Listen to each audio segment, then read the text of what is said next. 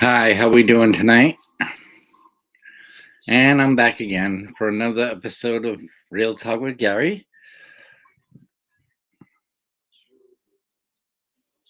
Give it time to have people come in.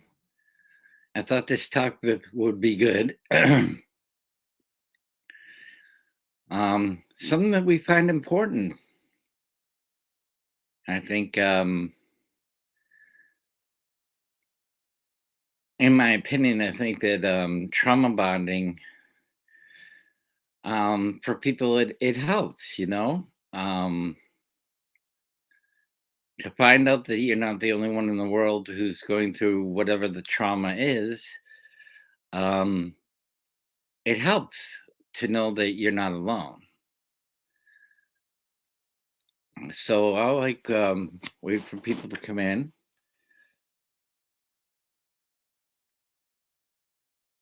and we'll see what happens.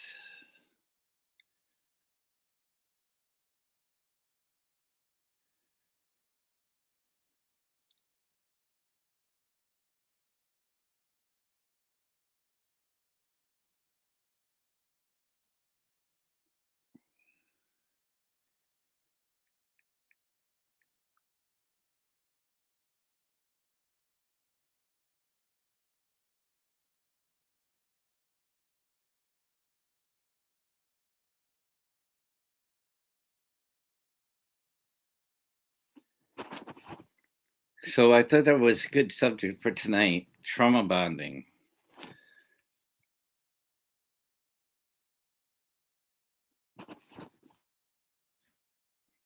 Does it help? Um, what is trauma bonding? Does it help?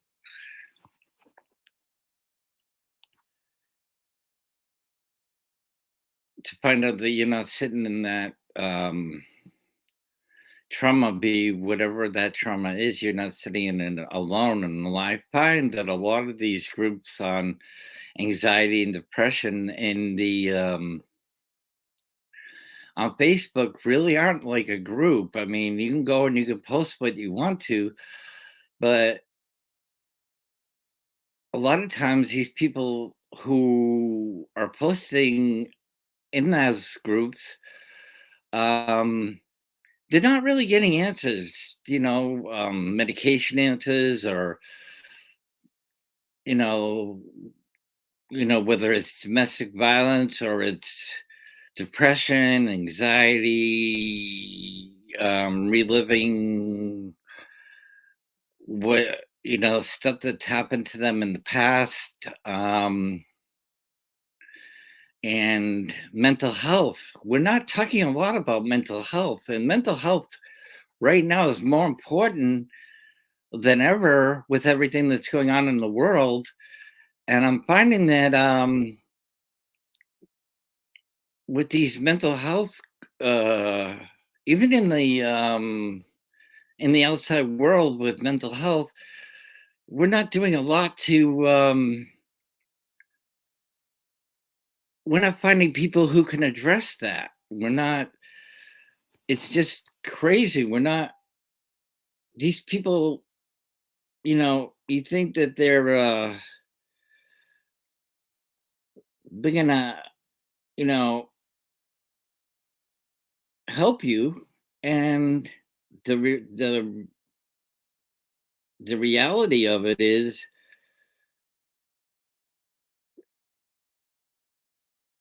it's just not doing anything. It's not helping anybody.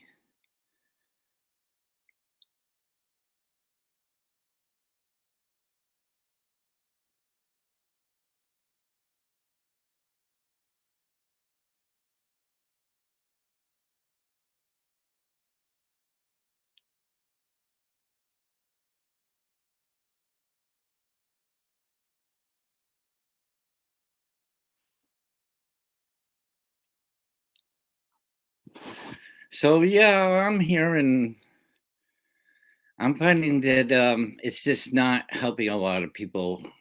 Um, Even in the outside world, we're not we're not getting um, therapists or evening, people have transitioned to, talking about stuff online that they're going through, and the response is there is none. Um, or it's a matter of opinion. And I think, and a lot of times people think that trauma bonding is um, you being going through an obsession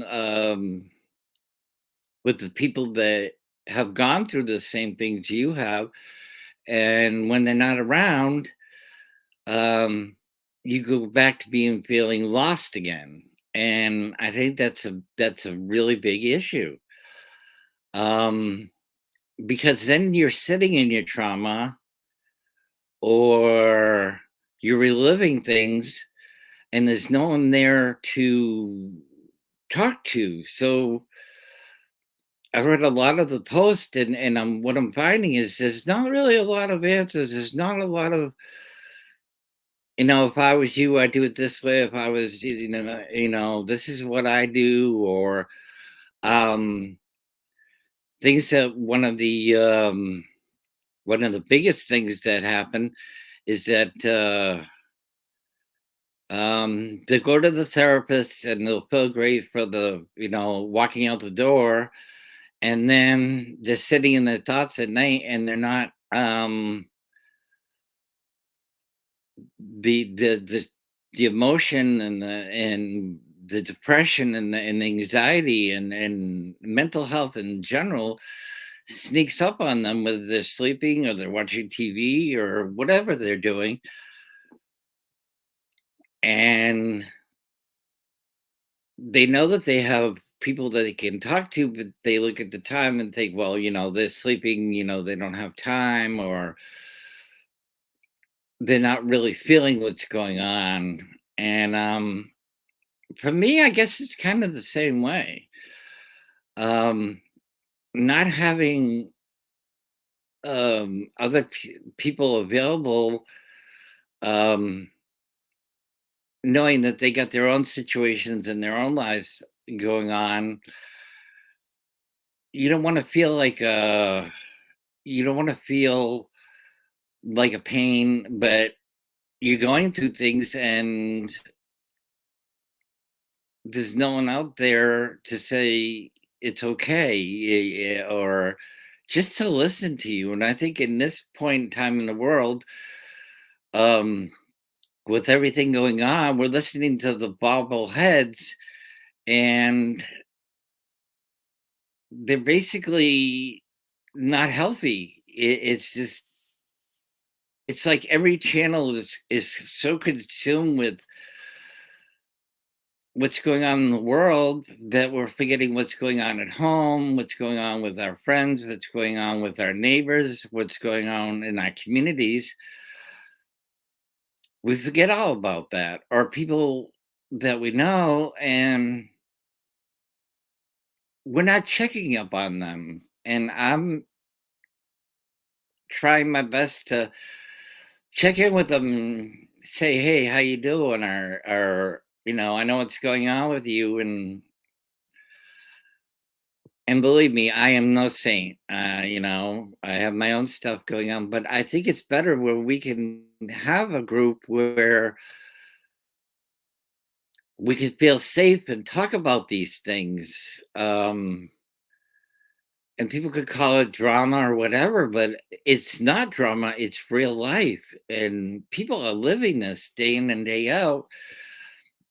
And our suicide rate is up, and our hospitalizations are up, and health issues are up, and but we're not talking to each other. We're not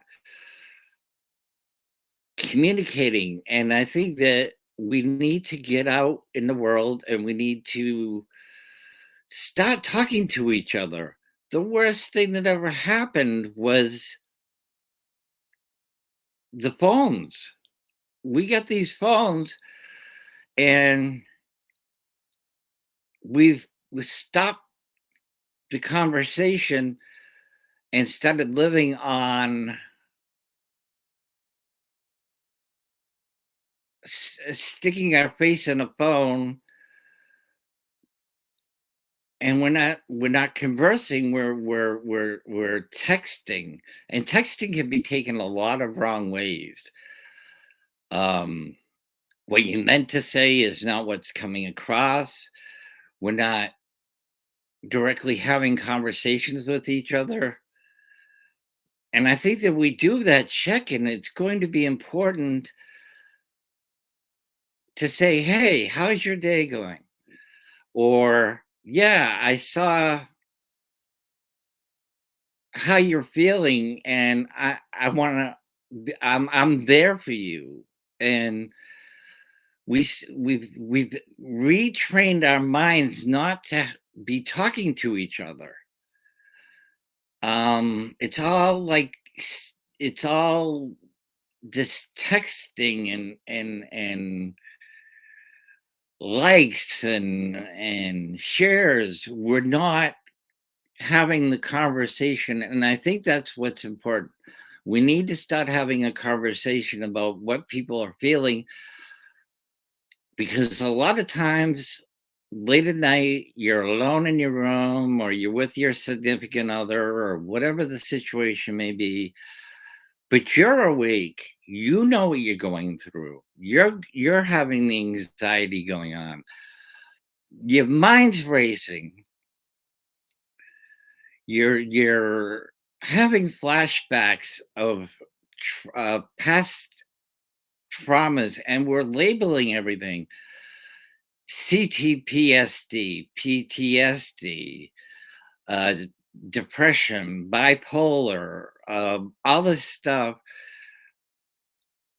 And that's all well and good, but when you're sitting in your own stuff, it's not healthy.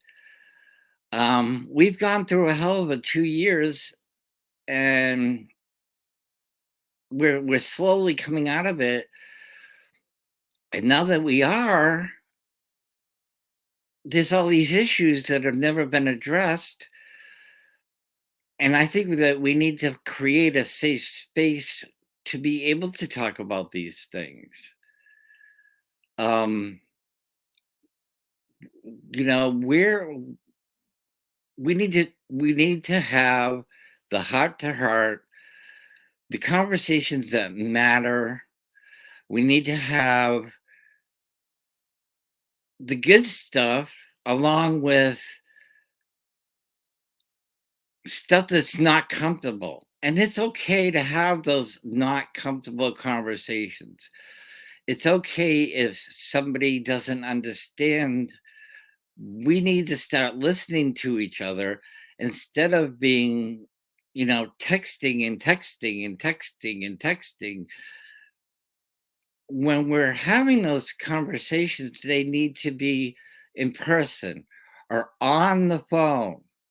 I spent many a times on the phone through the years. If you go back, 80s or 90s, we were on the phone for hours and we'd talk about everything. And I mean everything. Boyfriends, girlfriends, what you did today. We talk about, what's going on in our little cliques and our groups. But right now, we're not doing that. And it's such a detriment, because you can text anybody that this is what you're going through. They can look at it and have their own thoughts and they can respond. But in their mind, are they really listening? Are they comprehending? Or are they looking at you as, oh God, this person is bitching again. This person doesn't understand me. You know, I you know, and then that adds to what you're going through. That adds to that whole thing of, okay, so you're going through something, you can't sleep, you got a million things going on in your mind. You're reliving your history, you're reliving your past, and yet you could put out all kinds of posts. What's up, Pat? Welcome. I'm glad you are here. It's good to see you. I did see your um I checked into Summer's Live and I did see you got your seeds. Congratulations. I hope your garden turns out good. We had 2 feet of snow, so I won't be planting anytime soon. But back to what I was saying, um, I think that trauma bonding can be a good thing because what I found with it is that you're not sitting, you're not feeling alone with what you've been through. It may not be something that that person who you're bonded with or you feel bonded with, um, you're not going through maybe the same things, but you can identify with them because what may have been all of what they went through, a small piece of that can be what you're going through in a totally different way, but it's identifiable, it's relatable. And suddenly you're not feeling all alone anymore. And I think that is a big plus for me. I found a safe space, but that, and people have their own lives, but I think that at the same time, we need to talk to those people. We need to um, be there and have that bond. That bond is it's so special to have. It's not something that you just walk outside and it's there for the taking. We got to give back to each other, and that's why this live was important. I've been thinking about it the last couple days. We ask for prayers for certain medical situations. We ask for prayers for what we're going through.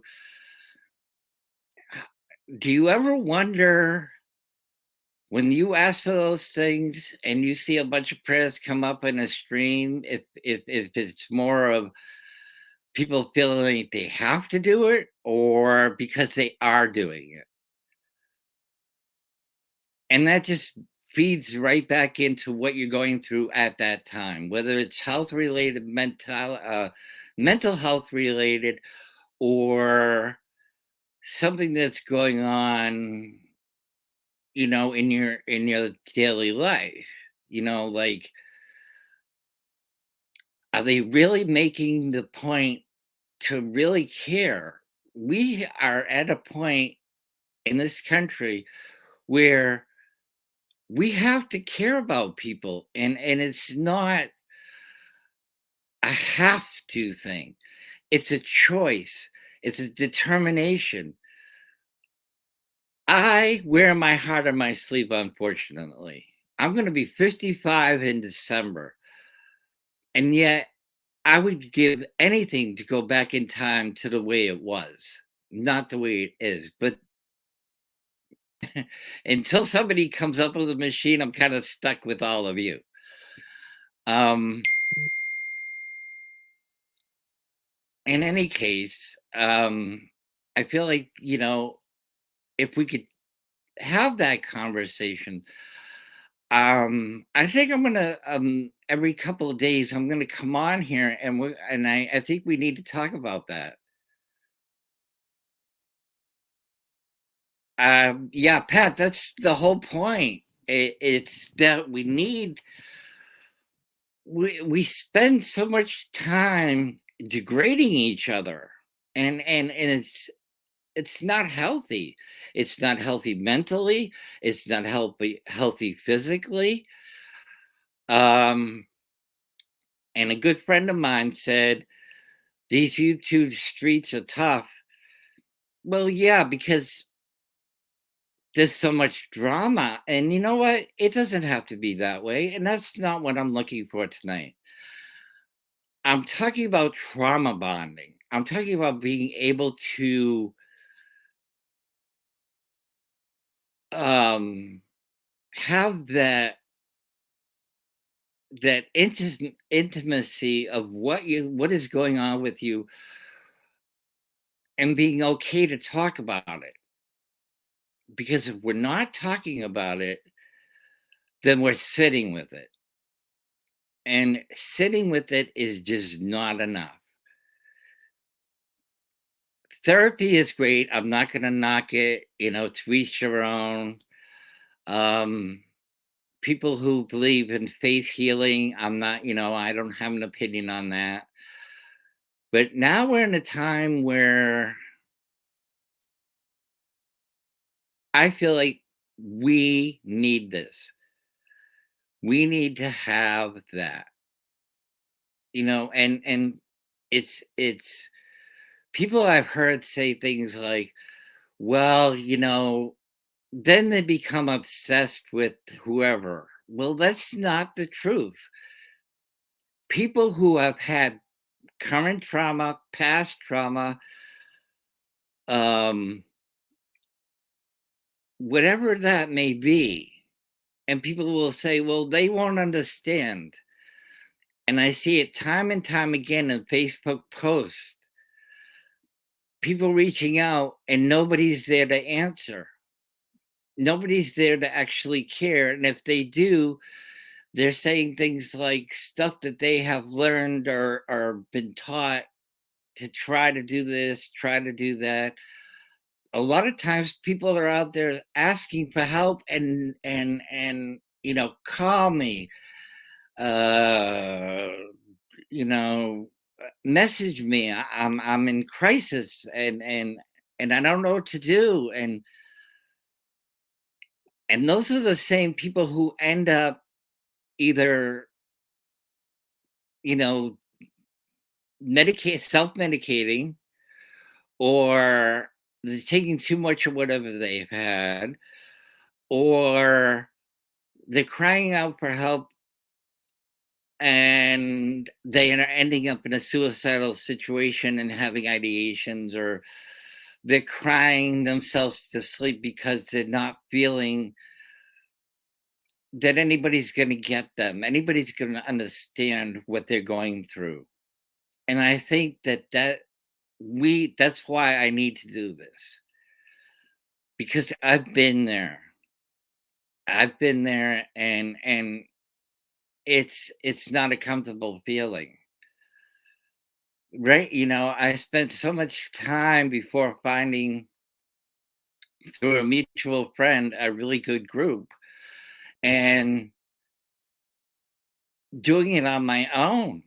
And yeah, people will say, "Well, that makes you tougher. You're getting through it." And yeah, I got through it, and I'm getting through it.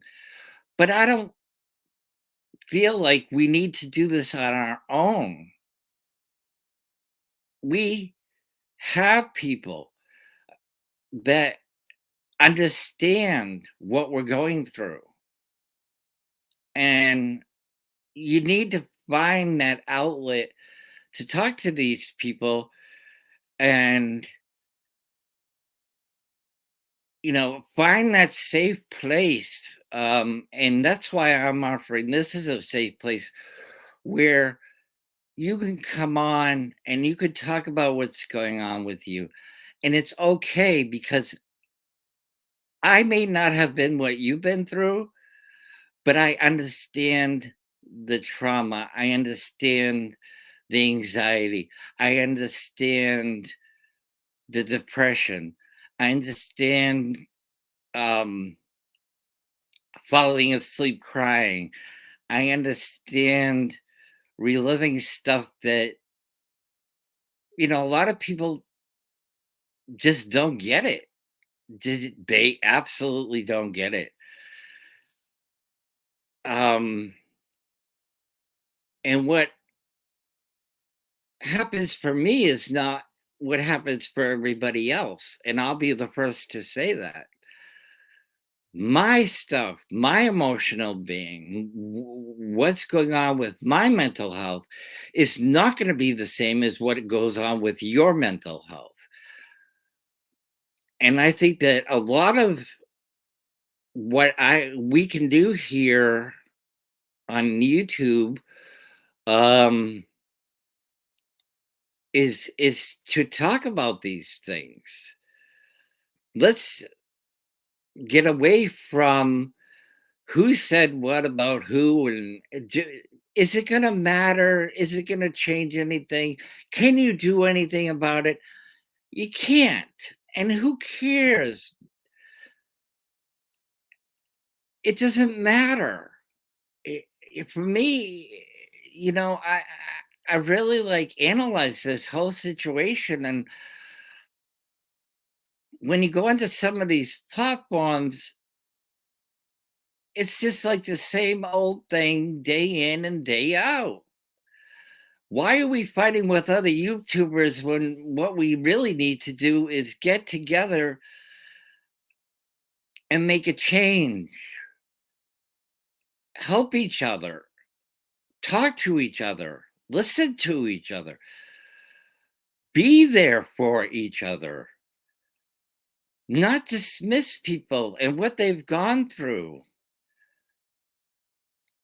whether it's been an overdose, whether it's been a bad dream, whether their anxiety is to the umpth degree, whether their minds are just that trauma just won't let go and reliving it.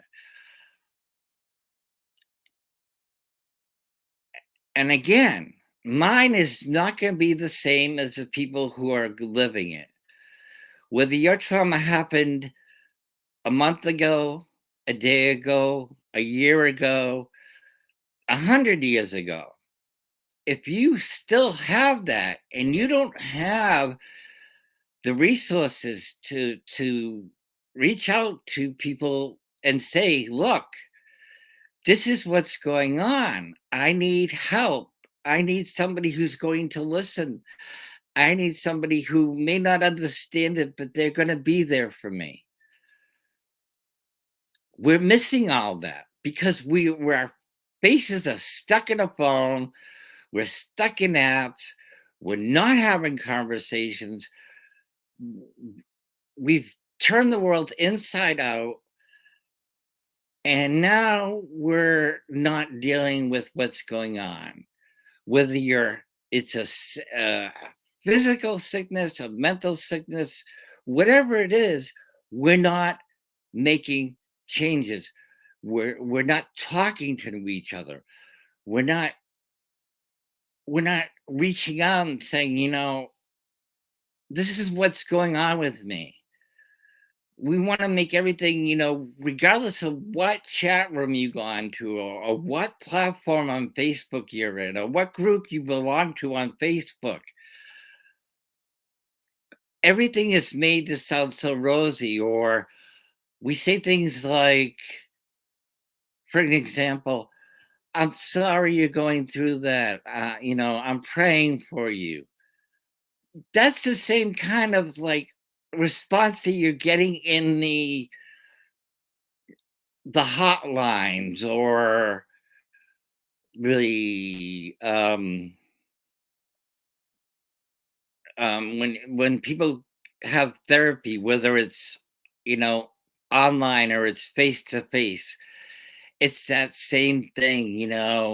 Well, why do you feel like that? Well, my story. Why do I feel? You tell me why I feel that way.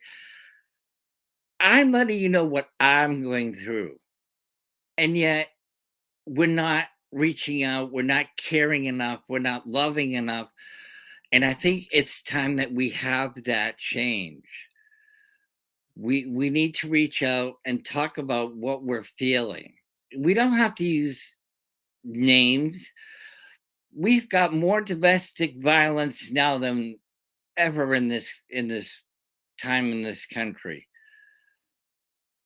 And yet we touch on it and it's gone. we have more people who are having mental health issues and we're not addressing it more than what we had years ago. And it's the same thing, and it's just not healthy. And I think that for me, everybody's going to have a different idea of what trauma bonding is. They're going to have their own definitions. And for mine, my own is being able to go to a safe platform and not and hear somebody's story and being able to identify with just a small piece of it and to know that I'm not alone. We can't keep saying what's good. Sure, there's a lot of good things going on. But when you're depending on what platform you go to, I it's just what's going on with them, and what they've been through, and we have to be. I have to be, and I think we is kind of a iffy kind of thing because we indicates that we have to. No, I have to. It's great that we can go there and get some relief and kid around with each other. I find some of this stuff is amusing as it can get. But at the same time, people are dealing with real life situations, and we're not addressing those. We're not. What can I do for you? What can we as a group help you with? And I think that's really important. And I don't think it needs to be, like clicky. I think it needs to be honest and open and what's going on in the world. What's going on with you, and have that freedom to go to that platform and be like, you know what, this is what's going on with me. I'm having a really hard time, and it's because of X, Y, and Z, and feel comfortable to be able to do that. And if you're not comfortable to be able to do that, um, then is the issue yourself, or is it the platform you're on? Are you not? And I'm not saying anybody should be a therapist or a psychologist, or I think that the more we identify with each other,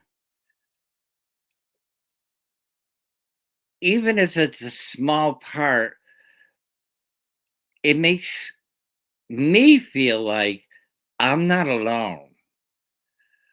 People, and that's the real issue of mental health, is that whole feeling of I'm alone, I'm dealing with this, nobody's lived this life,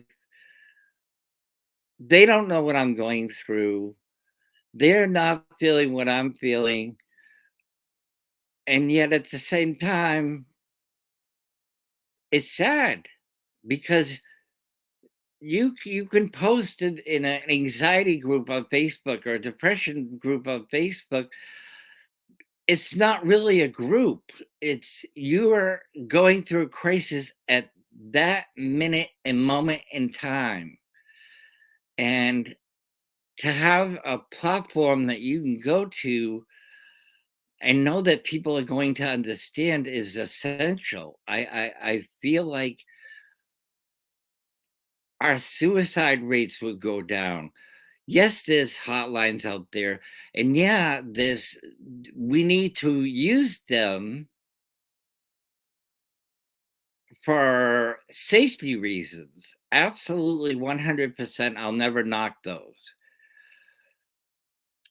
But if you can come to a place where we can start taking care of each other, um, and I think that's the essence of it. I think that we need to start taking care of each other. Whether that's just listening or that's just understanding, being there for each other is monumental. It's important. It's not like you can just, those days of just picking up the phone and calling somebody and them saying what's wrong, and you're crying your heart out, and you're releasing some of that anxiety, stress, depression, whatever it is, and those triggers with somebody that you can talk to, those is it's not there anymore. Yes, we've advanced in a um we've advanced in technology, but what we haven't advanced in is talking to each other. And I think that's sad. Um, we could actually be doing something really great. And I think in this day and age, even on a on a daily basis, to have that what we can do to help each other, I think is going to make that difference. We have to find different outlets of making it easier for people to go to those places, and if somebody's talking about what they've been through, what they're going through that particular day, being on a panel, identifying with each other, it's got to start somewhere. And because I've been thinking about this and know how I'm feeling, I think it's important. I really do. I mean, to have loved ones around you is great, but what if you don't have those? What if you don't have that person beside you, or you don't have that family member you can call 24 hours a day if you're having an issue? What if you don't have, your that friends that you can text in the middle of the night and say, you know what, I'm a mess. There has to be an alternative. And I think that's what we need to do now. We need to have the alternative to say, you know what, I'm coming here. This is what I'm going through. And I'm more than willing to have panels where people who are hurting, and you don't have to show your face. You can come on and you can, people are good. I feel like people are good in general. They want to help. And again, it's not a situation where they're saying, well, have you thought about calling a therapist? No. No, it's more comforting to have a panel where you can say, you know what, I get it. We're here. We love you. We care about you. And being able to talk that out it's essential. Um, and we can, stand for hours and we could talk about it. And I know I'm not the only one. I know that there's so many people out there, but you could come up on a platform and you could talk in the chat and identify with each other. See, I think identifying with each other is healthier. It's good because You know that for the first time in your life or in the last year or 6 months or 3 months or 2 months, in a day, a week, whatever that may be, that you're not going through it alone. And I touch on trauma bonding because the bond is realizing that it's okay to come to a safe place and talk about what you're feeling, and know that people who are there in that group are going through different things, but they feel a connection with you, and you feel a connection with them, and you honestly in your heart, you care about them. And that's what we're missing. We are missing the point where we're not actually caring about them and each other, and we need to have that. I need to have that. Um so I mess around with, with we and I, because not everybody's the same. So a lot of times I'm going to go back to I, because I know what I'm feeling. So I talk about what I'm feeling.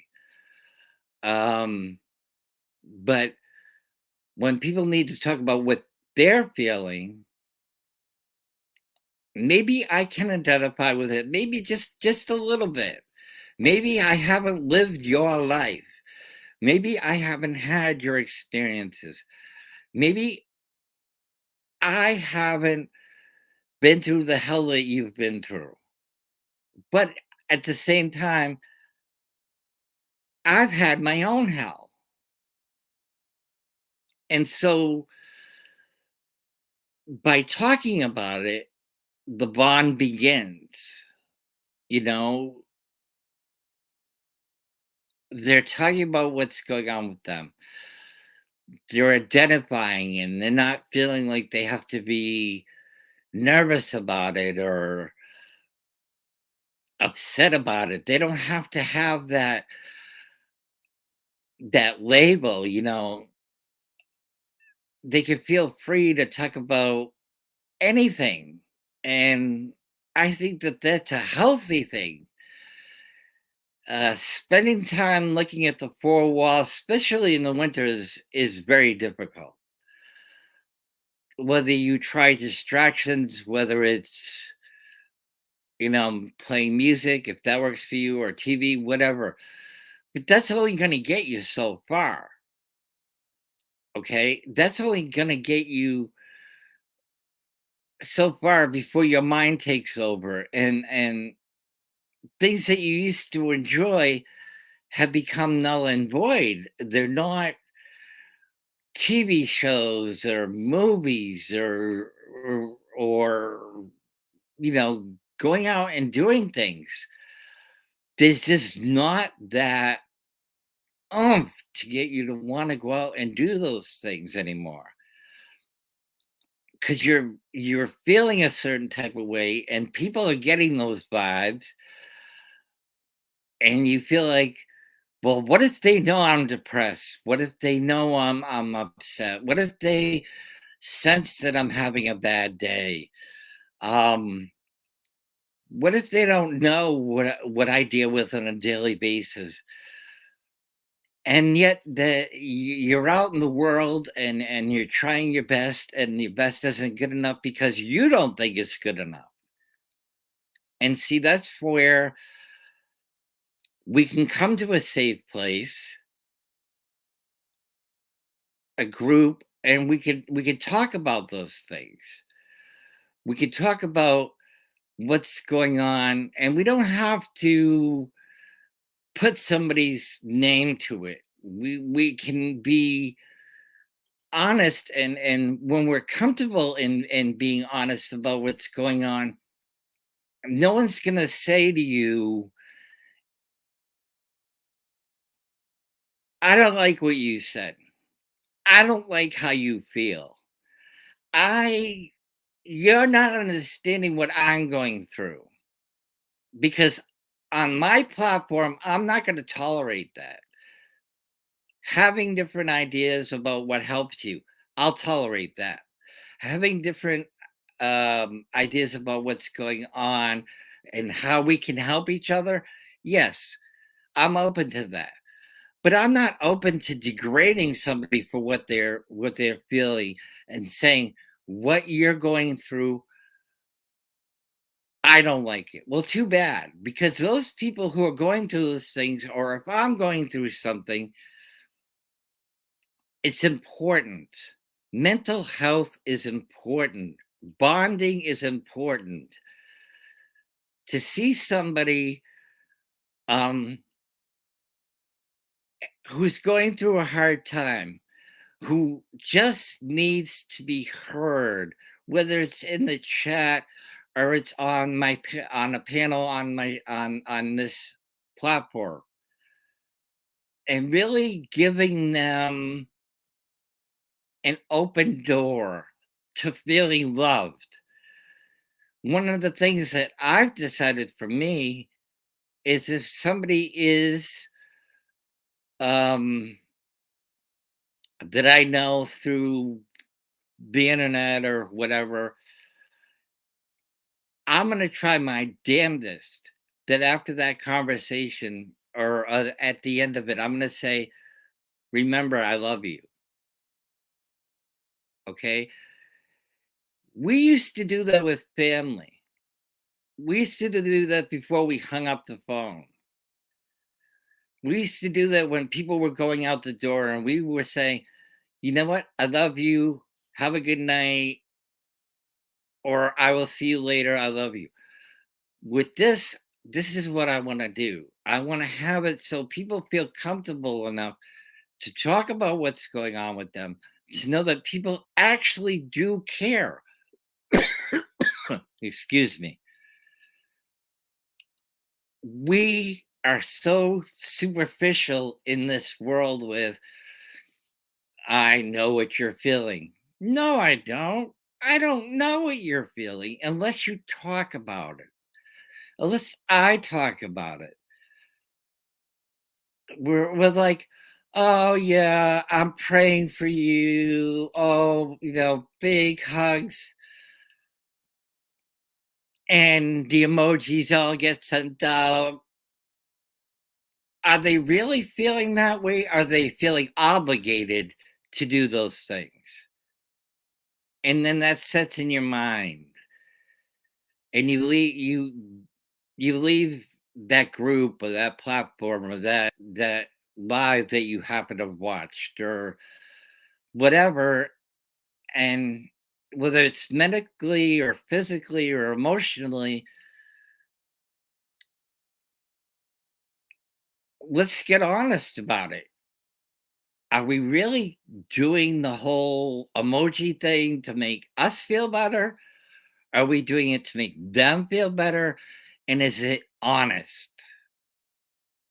9 out of 10 times you'll see somebody ask for prayers, or they're going through a tough time and they put a post out there. I think it's time to bring it back to real. Reaching out and saying, you know what? I may not be going through what you're going through right now, but I'm here. I'll listen, and I mean it. And we don't have that now. But on this platform, this is where I think I would like to be. I think when you're hearing somebody talk about, well, emotionally, I'm at this point in my life, or physically, I'm headed to a hospital, whatever. And we all have phones, so we can't, like,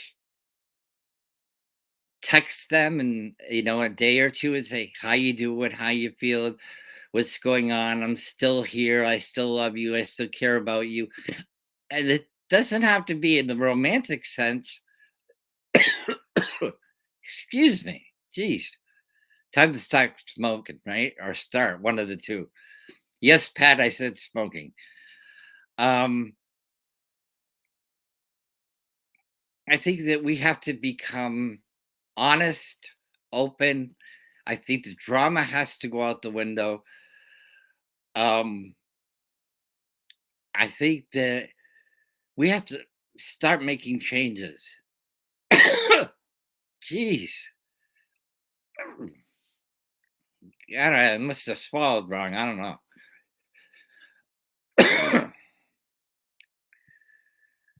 I'll be right back. I just need a drink. You can hear me still. I know that. But yeah, I've really thought this through.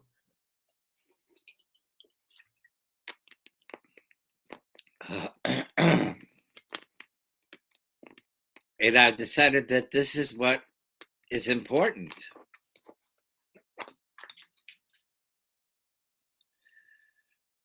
I think a whole lot of people. That's better. I had to get something to drink. I think there's a whole lot of people out there that need this because I know I do. And it's not all about me, but the more I see it in posts, the more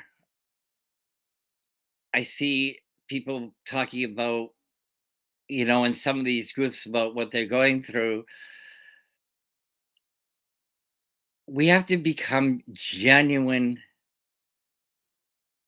and loving and caring and understanding. And that's what I'm going to offer because it means a lot to me personally and for the people that I actually do care about. You can sit there and to have true empathy for people's situations, not kind of like blowing them off. "Oh, I'm sorry you're having a tough day. I hope things get better." There's a million people in the world that are going to say that to them, whether it's a therapist or it's a psychologist or it's, whether they're in a chat room somewhere. It's a great thing to say, but actions speak louder than words. And a lot of times those people end up going somewhere and searching for acceptance. And I don't mean it in a way of acceptance of the fact of fitting in, but acceptance in I'm feeling a certain type of way. And all the medications in the world are not making it better. But I'm in a place where I'm not alone. I'm here in this on this platform and there's other people going through things. And to say that you're not in a good space is okay. Let's talk about that. Let's reach out, talk about it, be there, and especially people who have been through far worse than I could ever imagine may just have an answer to that. Maybe not an answer of this is what I did, so it's going to work for you, but maybe just talking about what they're going through and maybe something small, something tiny is going to be something giant to them. It's going to make them feel um like they're not alone, that there is somebody out there in the world who actually gets it. This I want this platform to be that place where no matter what you're feeling, you can come here and be okay feeling it. And you could talk about it. And maybe we can resolve it, maybe not. Maybe just talking about what you're going through in that moment in time. And maybe it's a repeated thing. And if it takes 100 times for you to be able to know that you have this safe place to come to, the bonds are there. We become a family. Um, and I think becoming a family is good. Hi, Hope. How you doing, hon? I hope you're great. Talking about trauma bonding and whether it's dealing with anxiety, depression, death, whether you've gone through trafficking or you've been molested or whatever that is, whatever's going on with you is no fun to deal with by yourself. To know that you have people who are family, and I don't mean that in the biblical sense. I don't mean it in that sense because we can all be family in here and know that people get you. They understand you. I hope I'm doing well. I'm glad to see you. It's been a little bit of a while. Um, my health hasn't been great, lately because for whatever reason, I'm dealing with the leftover plague stuff and some other medical issues that I have to have resolved. And everybody, it's just a long story, but that's not why I'm here tonight. I'm here tonight to hopefully reach out to the people who belong to some of these groups and say it's okay, you have family here. You could talk about how you're doing, and it's okay to talk about how you're doing and how you're feeling and what you're going through, be it men, women. It doesn't matter to me. I don't care what sex you are, because men go through it. And I'm doing this because men go through it, women go through it. And the thing is that there's been this big focus on women, and I'm not taking any of that away. The left out people are seem to be men, but I see it in the comments and posts about, and some of these groups that these depression and anxiety groups, I see guys on there who are crying out for help, and there's no comments, there's no responses, there's nothing. And yet, because we live in such a double standard world, we want to come to the rescue of a female, and there's 100 comments, but the poor guy who's going through a crisis has none. So I'm offering this platform for you to be able to absolutely come on here, um, and reach out for help and talk about what you're feeling and never feel ashamed about that. There's stronger people out there who are not stronger because there's a medication that's made them stronger. They're stronger because they've gone through more than I could have ever dealt with myself. And they're doing it a day at a time, and they're pushing through. But it but when the lights go out and they're sitting alone and they're dealing with these thoughts, all of a sudden, it's where do I turn? What do I do? Oh my God. I'm reliving this over and over and over and over and over again. And there's no one there to say, you know what? I'm here to listen. I care about you. And have that connection that we all so desperately need. And I'm going to say that because it's true. We need that connection. Mental health has become the new physical health. We can go to the doctor's office, hopefully soon, and take care of that. But mental health has become a money making thing.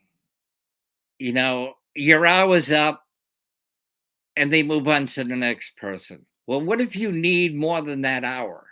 What if you need 2 hours?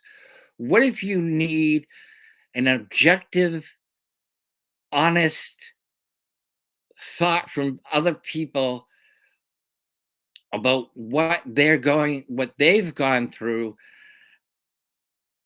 Are you going to find that in a therapy that lasts an hour? Are they going to give you coping mechanisms for when you're up at 3 o'clock in the morning and you're in a panic, you're in a cold sweat, you've relived an event in your life? Are you going to be able to call that therapist or clinician at 3 o'clock in the morning because your mind is totally taken over and you're freaking out? No, that's not a reality. But can you be on here? Can you be part of of a family who actually identifies, and not everybody's going to identify with your story because you're individual to your story, and that's okay. But if they can get, even a minute out of that story or 5 minutes out of that story, and they can feel, you know, okay to be able to come up on a platform. They don't have to show a picture. I don't care what you look like. I care about what's going on with you, what's going on in your head, what you're going through. Because without realizing it, and this is where I think is important, without realizing it, when you hear somebody's story of what they went through and the hell they went through and all that, and what they're going through on a daily basis, a nightly basis, and that they're making it a minute at a time, an hour at a time, or 2 hours at a time, where they're up all night because the demons come out at night. And you can identify with even a small part of that, at that point you're not alone. And I think that's what's important. We need to find an avenue of, I get it. I feel some of those things. I'm right there with you. My anxieties to the nth degree. My family doesn't get it. My friends don't get it. My therapist does for a whole 60 minutes. But at the end of the day, they're going to leave the office. They're not going to care about what, and I mean that. They're not going to care. They're not going to be thinking about you when they leave that office. See, I want to build it so that we are that family, that we do care, that we do understand, that we can say, you know what, I know where you're coming from, even if it's just a small part of what's going on with you.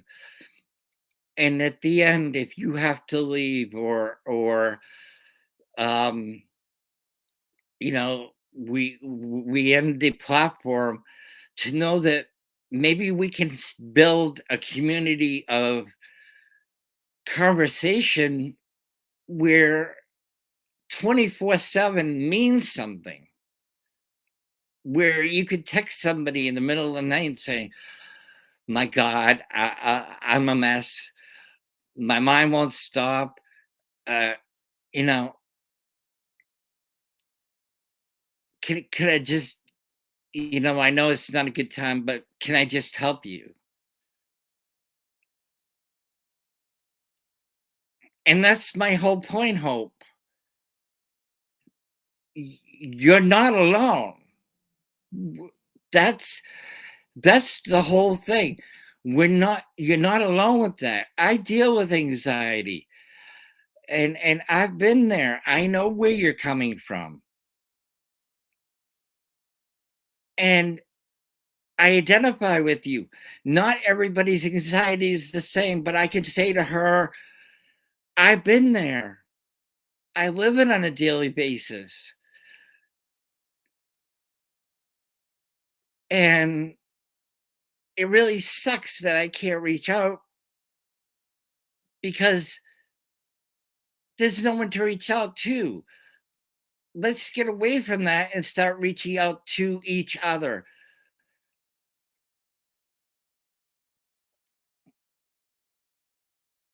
And I think that's the important thing, right? I think that we need to be honest, talk about our emotions, talk about what we're feeling, whether it's anxiety, depression, PTSD, CPSD, um, whether it's domestic violence, whether you've come out of that. Do I have those answers? No, but I know people who do. What they do to help in their community that we can help in this community of hopefully building this community with the understanding and the free love that we can give to each other. See, love doesn't cost a damn thing as long as it's coming from the heart. It doesn't cost a thing to listen, to understand, to be there. We need this right now. Those talking heads on TV will take your anxiety up to the 100th degree, whether it's talking about what's going on in politics, whether it's them talking about what's going on the other side of the country. Those talking heads are going to drive you nuts. They are. They're going to give you the worst case scenario of everything. And that's a trigger for a lot of people. Or we're going to talk about all the crime and the murder in our cities. And they're gonna capitalize on this thing or that thing. They're not gonna talk about, they're gonna touch on mental health for a minute, maybe five, what fits in before the commercial break. And they're gonna say, well, this person did that because they were mentally ill. Well, and that's the whole thing, and they're gonna leave it there. What I want to do is I want this to go from platform to platform to platform, but I'm going to start with mine, where it's a safe place where you can talk about what you're going through and people who have been there, who understand, that they absolutely 110% get it. And if I don't have those answers, I'm so sure there's going to be somebody in the chat who can help you beyond where I'm my capabilities are. But I'm not going to turn anybody away either. If you're feeling a certain way, whether you're angry or you're upset or you're emotional or your mind won't shut down or your anxiety is off the charts or you're feeling depressed, and your animals, they're great and they give you unconditional love, but it's not enough, and that's why you're here. That's perfectly fine with me. I'll never ever do that. We can't dismiss it. We can't give out that false sense of, I'll send them an emoji. Yeah, Queen D, that's been a I'm sorry guys. Queen D, yeah, that's been a problem.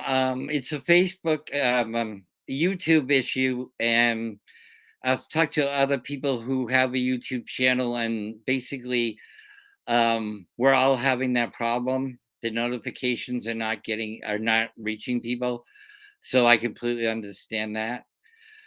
Um, but it is a YouTube issue. They're aware of it and it is being worked on. But I'm here. Yeah. Yeah, right. The phones. It's not your phone if you're not getting notifications. Go to your settings, go to your notifications, and depending on the type of phone you have, turn them on. But I'm here and I have to speak. We have to talk about this, and we have to be unconditionally loving to the people that come into the chat and have come on to the and at some point will come onto the platform, and we have to unconditionally listen. Listening is a big key to helping each other. Listening, understanding, loving, and I do mean that, and you'll hear me keep kind of mentioning that whole loving thing. And it's not the loving that you're getting from a boyfriend or a girlfriend or your significant other or your husband or wife or your kids or I'm talking about human emotion, to actually say to somebody that's having a tough time, I'm here, I care about you, I love you. Let's talk about what you're feeling, and leave it to them, to express what's going on with them. I don't care if something happened to you 20 years ago and you're going through hell right now, because right now in this minute is what matters. That's the important thing.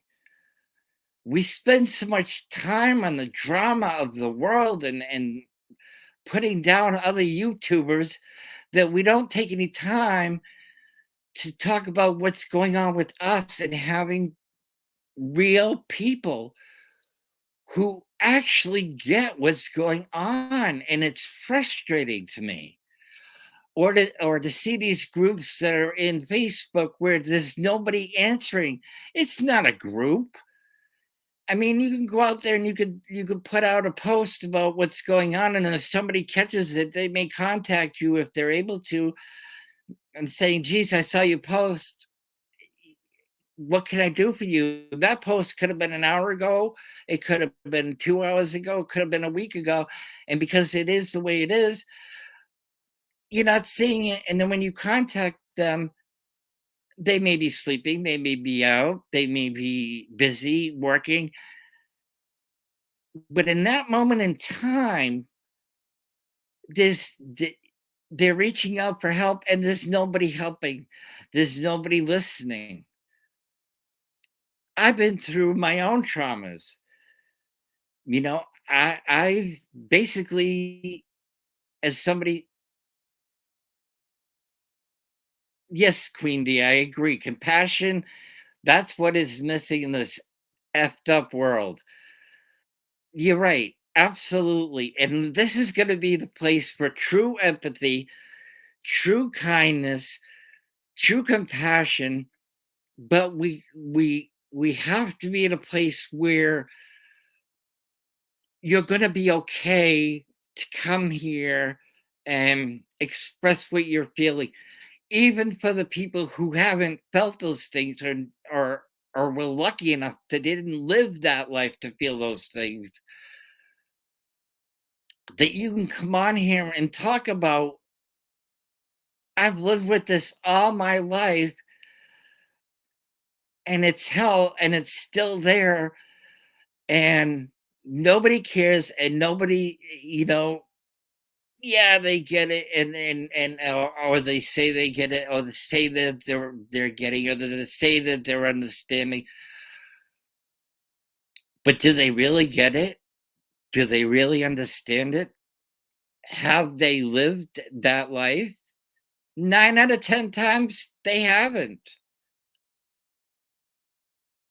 But knowing that you can come somewhere, 2, 3 times a week, or contact that person, and have that family, and I do mean that, family who's not blood related, who's not gonna judge you, who's not gonna say, "Oh my god, here they go again, being a drama queen," or, "It's the same old shit.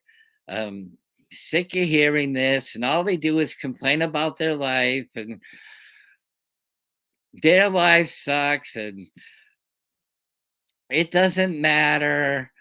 We're not gonna, blah, blah, blah, blah, blah. That's what's going on behind the scenes. And then, we know that. We know when we go to talk to somebody, be it friend, family member, spouse, whatever, significant other, how many times do people who even have pets, have them in their lap and they're sitting there and they're petting them and whatever, and they're crying because whatever is going on with them, and we're not reaching that. Queen D says, right, that's how you learn about the world around you, listening to other people. Maybe you can help someone have a better day just by knowing somebody is listening. And to add to what she said, not only listening, but responding in an empathetic, loving way.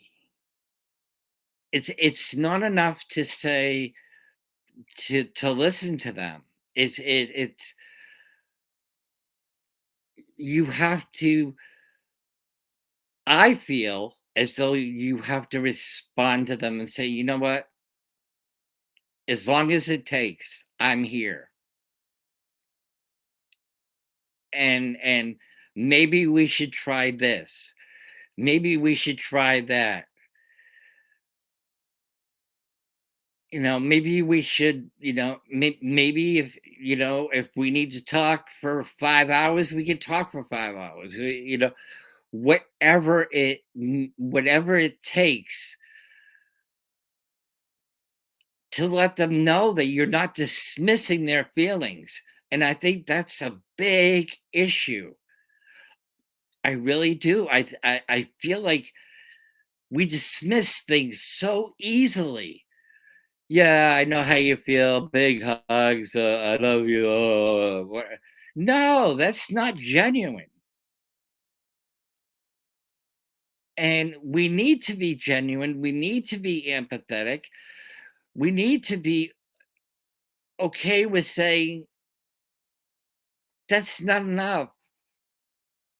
I care about you. I care about you, and I generally care about you. And I don't care if you live,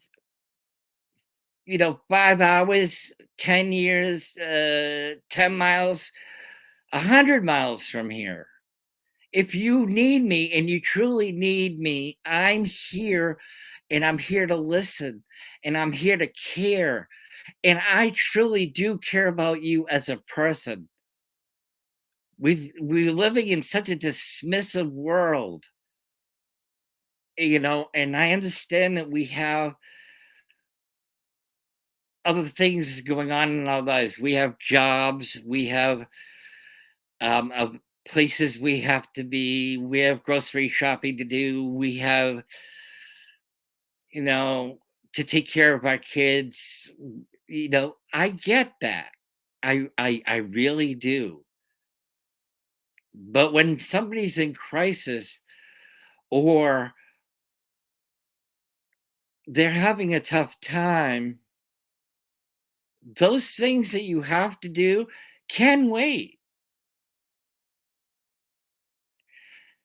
And Hope says, them, I'm having, I having anxiety, they don't want to hear it. And that's what I'm talking about, dismissing people's issues. They don't want to hear it because they don't understand it. It's all in your head, quote unquote. I'm not saying that as a reality. I'm saying that's how they dismiss it, or they craving attention,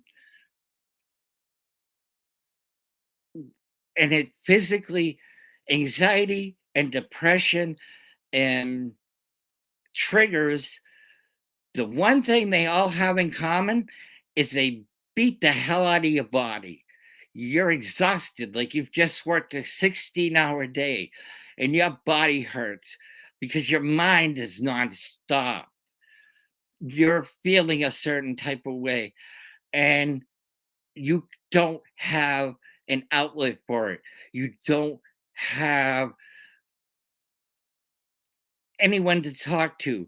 You're sitting there with Fluffy or whatever your pet's name is, and you're crying in tears because you're going through something, or you're pacing your house, or you're crying yourself to sleep because people don't get it. And you don't want to be a quote unquote bother. And you know what? Mental health is so important right now that we cannot be a bother. We have to be there as a family to get through and help each other.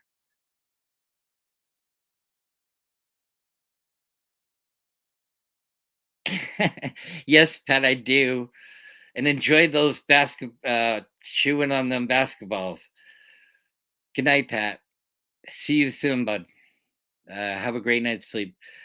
But yeah, I really, really thought about things, and a lot of times people don't do that.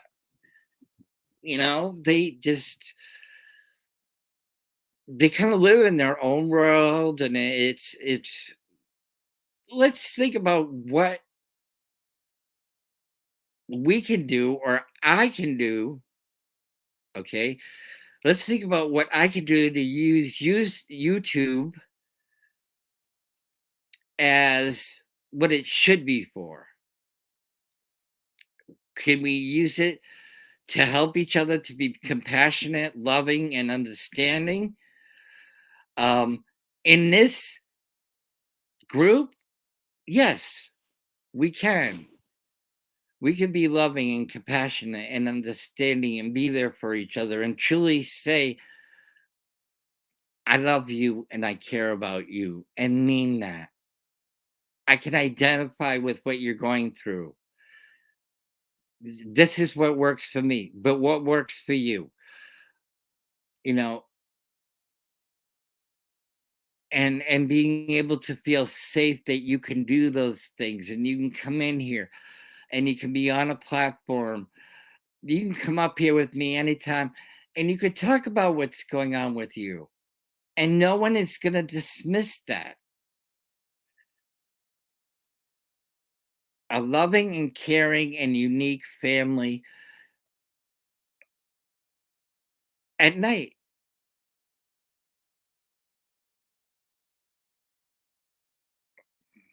Queen D says, my dad said to me one day, I'm the father of 10 and I live in a house full of people and I'm the loneliest man on the earth. It opened my eyes to why he drank, to ease his pain. And that's whether you have And Queen D, I agree with you. Whether you have 10 people around you or you have nobody around you, hell is hell. And it's not just, I think a small piece of it is loneliness, but at the same time, I think that the trauma of whether it's uh, triggered through um, past history stuff, or it's you had a great day, but now all of a sudden you're not feeling okay. Where do you go? Where How do you reach out? And who do you reach out to? We don't have that, you know? We don't have that where you can do that. You can know that no matter what time of the day it is, there's somebody to reach out to. And you know that they identify with you in one way or the other, whether you're lonely, depressed, having anxiety, you're triggered with whatever has gone on in your life, or you've had a nightmare of whatever's gone on in your life. We're not this It's just not happening. There is Queen D says people need human contact to hear somebody else's voice. If it's just for a little bit, asking how you are doing and wanting to hear how their day was. And I'll add to that, I 100% agree with you, but they truly want to have, they truly need to want to hear how your day was. It's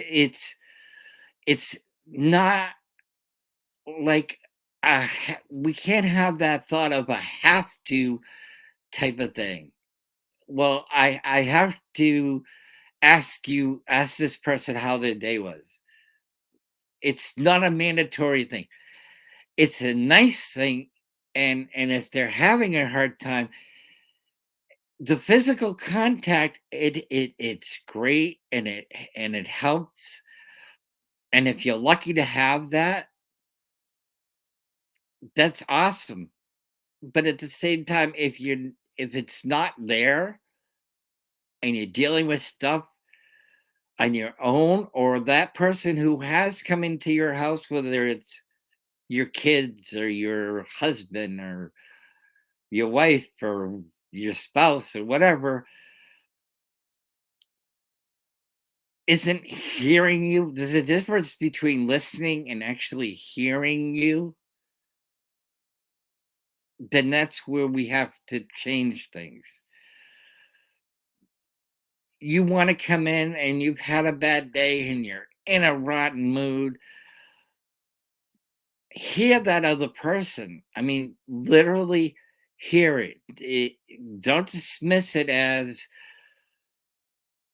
well, they're always saying this. Well, maybe they're always saying that because that's what they're actually feeling. Maybe that's what they're actually going through. And if they're not happy with their day to day life, okay, how can we help you? How can I help you? I'm Italian. It's my hands. I know. Um, how can I help you have a better day? What can we do to make let's make those changes. Let's try to. Let's try to be real. I think checking in with people, I think it's a very important thing that we're not doing. We're not checking in with people. If you have a contact or a messenger, even if you just put Hey, how your day going? How you feeling? I'm here if you need me. I'm here if you want somebody to talk to. And you tell them at the end of it, love you. And they see that, then they know that if they feel up to talking, they will. Or if they feel up to contacting or just even say, thank you for checking in.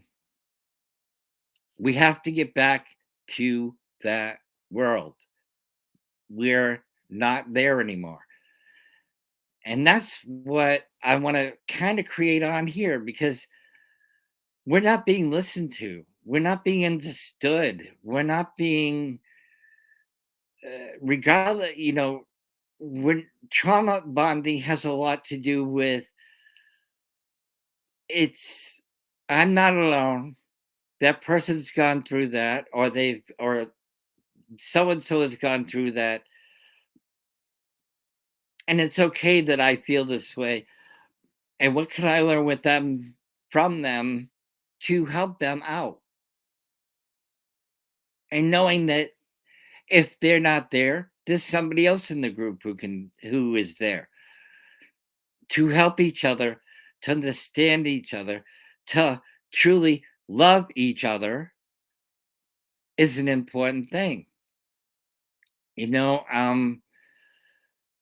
yeah, you don't have to be serious all the time, and I get that. But when you're in a space where you're in a space where you can't get that, you're just like, uh, it's great. It knocked me out of it for whatever amount of time. When you go away from that, you're still dealing with it, creeps back up. You're tired. You're laying down. And, but your mind isn't. Your mind is still going. Your heart is still beating. Your physical being is shaking. And you just need somebody else there to talk to, where you could pick up and message somebody and say, geez, I know it's 1 o'clock in the morning and I know you got to go to work, but this is what's going on. Is there, can I grab a few minutes of your time? That's what we need, because dealing with any kind of trauma or any kind of anxiety or depression or God, you think I'd smoke a pack of cigarettes all at once. But going back to what I was saying, we need to have that here. We need to build a format where we can do that. And to say, you know what, I may not understand what you're going through, but I'm here. I care. I love you. And if you need to talk off of here when, this is how to contact me, and you're honest about that fact that they're okay with wanting to contact you, and you give them that information on how to contact you, or they know how to contact you, then you have to be open to that contact. You have to be like, okay, I was on there, I was in the comments, and I know what they're going through, and I'm there to listen, and I'm there to care, and I'm there to love you. And you have that empathy and the compassion in your heart to do that, then it's making a difference. Not and what you'll find, whatever you're going through, just by listening and actually hearing them, and being there for them, it's kind of a two-way street because when all is said and done and the conversation ends for whatever reason, whether you're going to bed or they're okay and they're feeling safe and they're feeling comfortable and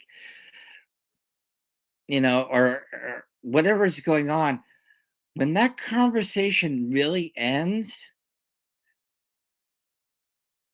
not only have you helped them, but you've helped yourself at the same time without even realizing it. And that is an amazing feeling. Okay. That is an amazing feeling because you know that you can come here anytime. Absolutely. You can come here anytime when I'm live. And those same people may be here. Or you may have built a bonding, somebody that you're bonding with, and you know that if you can't get them, then maybe I'm live, and if they're not available, then somebody else in the group, they're available. It starts a chain of love, and we don't have that anymore. There's so much anger and hatred out there. It's it has to stop somewhere, and it has to start somewhere, and let it start here. Let's be compassionate. Let's be loving. Let's be understanding. Let's truly hear somebody about what's going on with them. Let's start a bonding. And if it's something you don't feel you can handle, then that's okay, because there is going to be somebody out there who has lived that, whatever it is, and they're able to identify with it and say, I've been there, and it's whatever, whatever, whatever, and that brings you closer.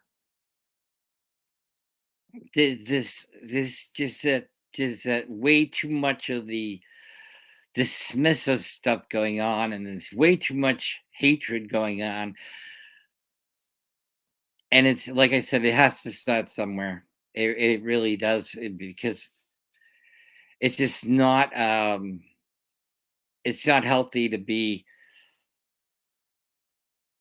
in this situation. Yes, I'm gonna look like a pig for a minute. I'm dying of thirst.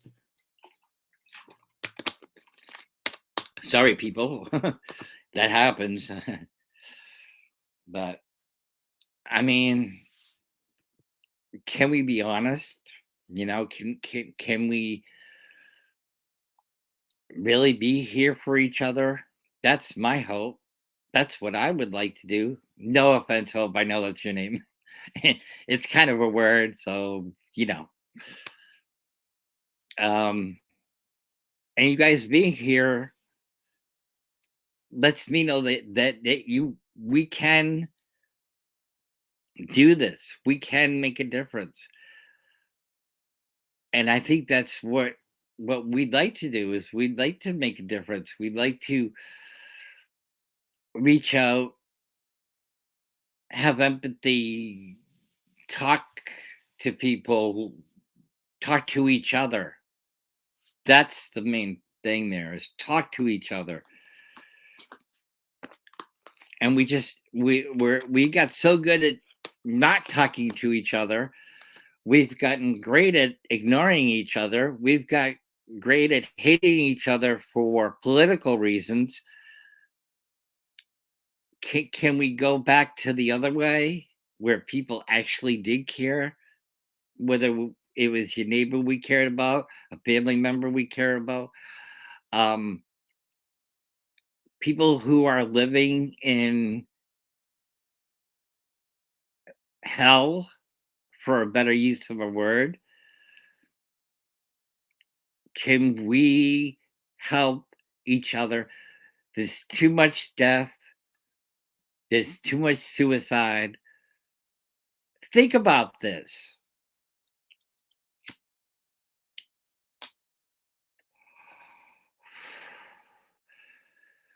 Do you think if those people who lost their lives because they were looking at the four walls and feeling alone and lost, and their world was coming to an end, could find somewhere like this, would they be here today? Do we know? I bet you some of them would be. And I'm not Jesus Christ, I'm not God, I'm not anything. What I'm trying to do is build a platform based on mental health and trauma bonding. If you've been through hell and back and you're still here and you're still dealing with it, regardless of what that trauma is, whether it's anxiety, whether it's depression, whether it's both, whether it's reliving terrible, awful things that's happened in your life, to find that safe avenue. I think that's what we need to do. As you can see, I really thought this out because I started to feel it. I mean, I've been sick and I'm like, who can I call? Who, what? Yeah, I belong to a fantastic group, and the other person, Hot Mess Express, Summer Dickerson. Time and time and time again, without her knowing it, she's been a lifesaver, not just for me, but for other people in that group. Now let's escalate that to here. Let's let's have one giant family. I mean, that's important. Queen D says, I know family and friends turning on each other over politics is sick. I mean, strangers' opinions mean more than somebody you've known all your life. It happened to me, and I now know the people. Yeah, exactly. We're politically divided. We're emotionally divided. We're not being the people we were meant to be. We threw compassion out the window. We throw understanding out the window.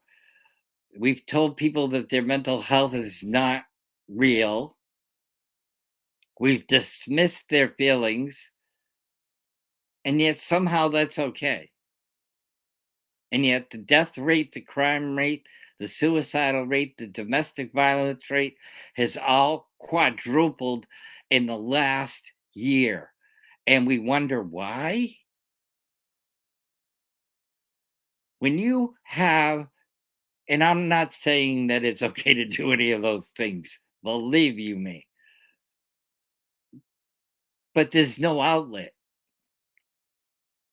How many of you, regardless of the people who are here, I love you and I'm glad you're here. But for the people who are going to watch this after, how many of you have gone and called to see a counselor or called on a crisis line? And the first question, it's like going to a doctor's office. What kind of insurance do you have? You're in crisis. That's the last thing on your mind. That is the last thing on your mind, is what kind of insurance you have. Well, here, I don't care if you have insurance. I really don't. What I care about is that you're here, that you're going, that even if you're not going through anything, that you want to come by and you want to say hi. But if you are going through something, that it's okay that you're going through it and you can feel comfortable enough to come here and do that.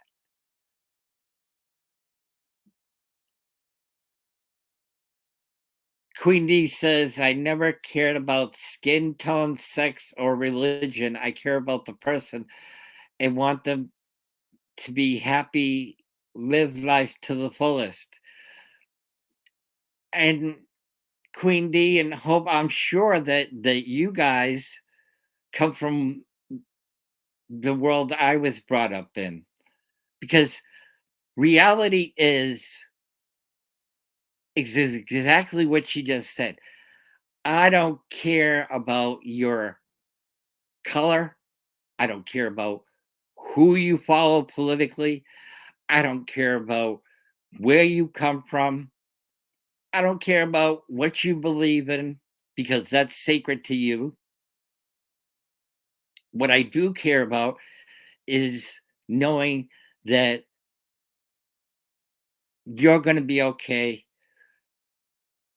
even if it's a minute at a time, an hour at a time, a half hour at a time, a day at a time. That's what I care about. And building a network of caring, honestly, truly caring people. We have missed the boat on that. We have absolutely missed the boat on that. And yes, you could tell I'm in that, in my feelings, and it's okay because I don't hide the way I look. I don't hide the way I feel, and I'm gonna say what I'm gonna say. And if you like it, great, and if you don't, oh well. you know, I told you what I'm here for. I told you what this platform is about, and I'm genuine with it. I have no time to be criticizing any other YouTuber. My time is because I want to create a family of people who are here for each other. And it's a genuine here for each other. And I'm not trying to be dramatic. I've been through hell. If you've been on Summer's stream, Summer Dickerson, Real Talk, and you've heard me speak, then you know what I'm talking about. She is awesome. I ain't going to tell you any different. That woman has been through hell and back. And every day she's pushing herself a little bit, pushing, and she's getting there. But, and I'd love to have her be in here too, because I know that life isn't, you see, we see her doing all these things out in the community, and hats off to her. I wish that every Wednesday night we all could be there with her doing that too. And that she truly, honestly cares and wants to make a difference. But I also see posts that she puts up and I read them. And it's not just hers, it's other people on there who belong to these depression and anxiety groups and all these things. And their posts are heartbreaking. 9 out of 10 people, if they get a response, they're told call the ER. Do you not think that they haven't thought about that? And what is the ER going to do? You're going to go to the, I'll give you an example. So you're like depressed, you're having ideations, your anxiety level is 110 and you feel like you're going to die. You go to the hospital, they grab your insurance because they got to pay, got to make sure somebody gets paid. They're going to take everything away from you. They're going to put you in a room and they're going to have somebody that works at that hospital sit down outside your room who doesn't know you from a hole in the wall and make sure that you don't hurt yourself. Okay? Not to help you. I love Summer too. I would give my left arm for her. She is awesome. Hope says yes, she's is awesome and I love her so much. I do too.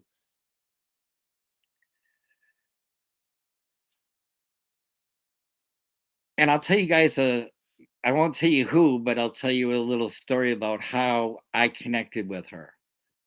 So back in the days of the protest, I was watching in Portland, Oregon. I'm not from Louisville area. In fact, I wasn't under the understanding that anything was going on in Louisville because the focus was so much on what was going on in Chicago and New York and Portland and with them. Now I won't give my body parts. I'll be needing them. Thank you, Creedney. I gotcha.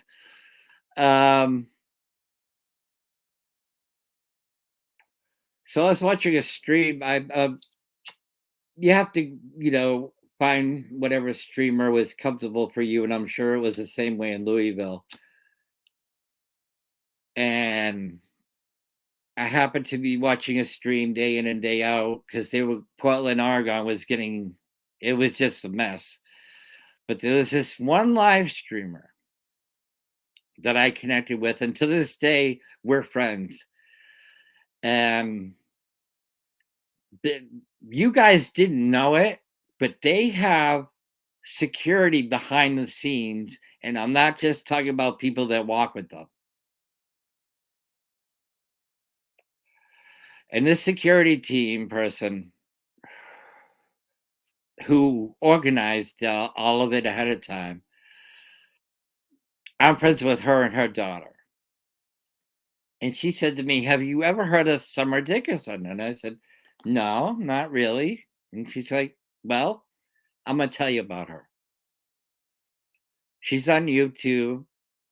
No, she was on Facebook first. You really might want to, sit there and listen to her. She's an awesome person. She's got a heart of gold. She's had a tough life, but she really knows what she's talking about. And this is somebody who you might want to, look into." So after all of the things are over, and I still to this day don't know where they all went to, but it is what it is. Um, I sat and I listened to her and saw the people who are coming in and going out and how honest she was about what had gone on in her life and how far she's come from where she is now. And I thought to myself, holy shit, I may not have gone through everything that she did, but there's somebody else out in the world who doesn't care if you're a man, a woman, whatever you believe in, who actually cares. And let me tell you, open my eyes big time.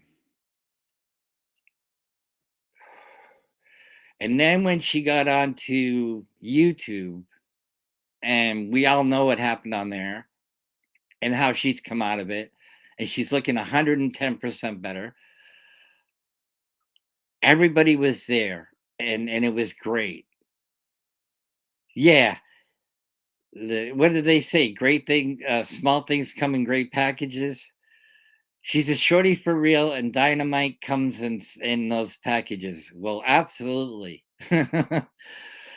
She could love you to death, but she ain't gonna hide it if she's having an issue with you. She's gonna let you know raw and real. And yeah, me and her had a couple of times where shit happens. Not everybody doesn't make mistakes.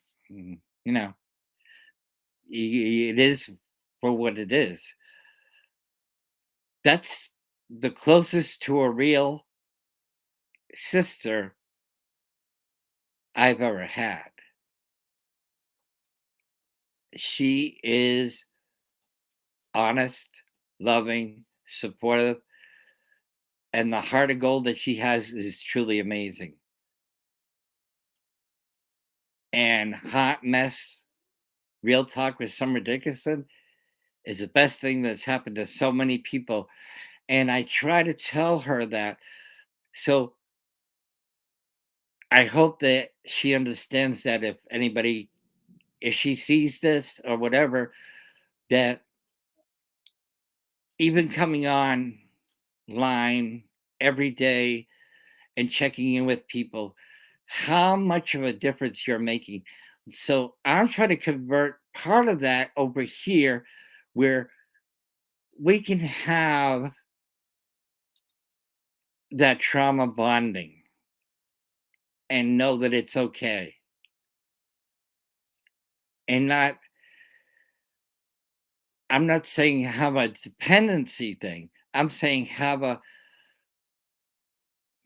connection where that you know that no matter what you're going through, what time of the day it is, that we can have that chain of understanding, compassion, empathy, not sympathy, but empathy.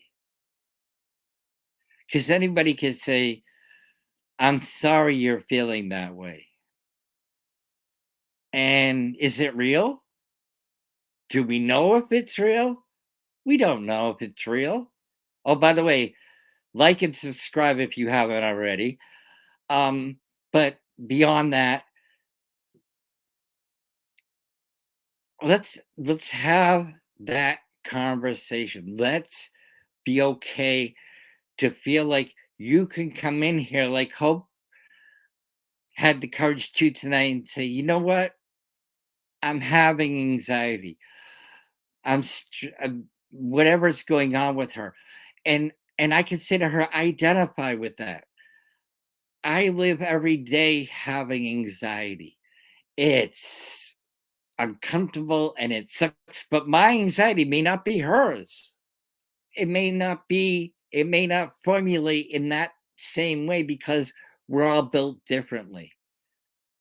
You know what I'm saying? We're all built, our chemistries are all different, and our anxieties are going to show up in a million different ways. Whether it's been triggered by a headache or it's been triggered by having a good day. And I know that sounds bizarre, but it's real. It is absolutely 110% real. Um, whether it's triggered by a TV show or what's going on in the world, it is real. The worst thing you can do is take that away from somebody and dismiss it and say, you're going to be all right, regardless of whether you're going to be all right or not. And you know that because you've come through it. But in that moment in time, that is the last thing you want to hear is you're going to be all right. Yes, we know you're going to be all right. I know that I'm going to come out of it and I'm going to be all right. But the last thing to do, that's such a dismissive thought. Thank you. I don't know how to say it. Thank you and welcome. Welcome to the show. Please hit the like and subscribe and hang around and listen. But as I was saying, we let's have that discussion of not dismissing what people are going through. Let's talk about that. Let's not judge other people. I think that's the worst part of mental health and trauma. We lived through that trauma, but in that moment in time, we lived through that trauma. but we're still dealing with it on a daily basis or a weekly basis or whatever that trigger is that set you off. Let's not dismiss this emotion.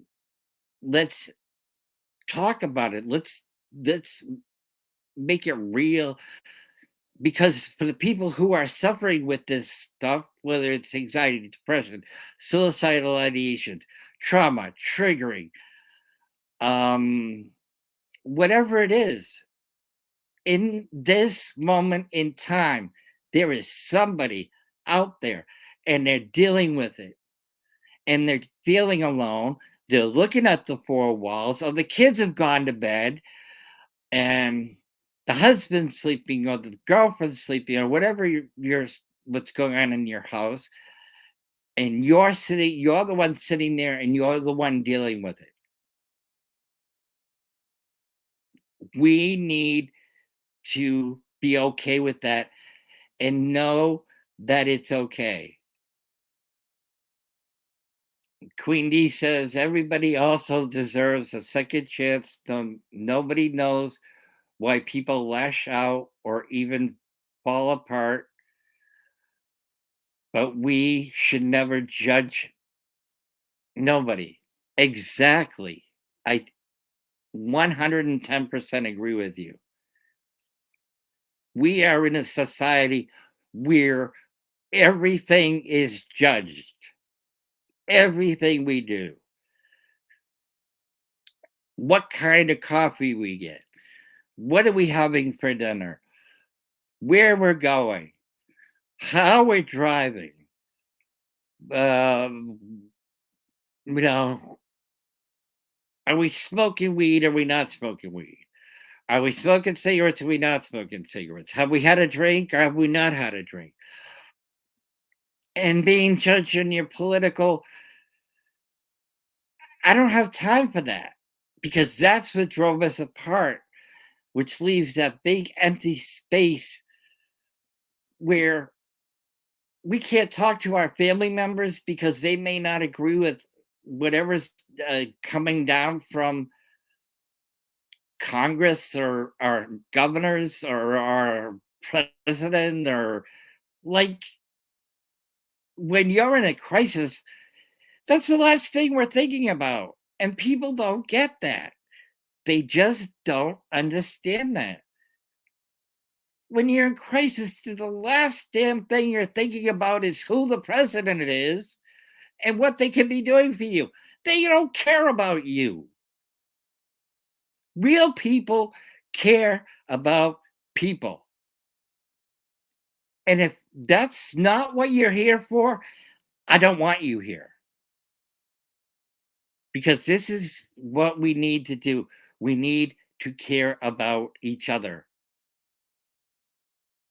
And if we're not going to do that, then what am I here for? What are we here for? Are we going to just take care of ourselves and say screw the world? We've been doing it for 2.5 years, going on a half year actually in June.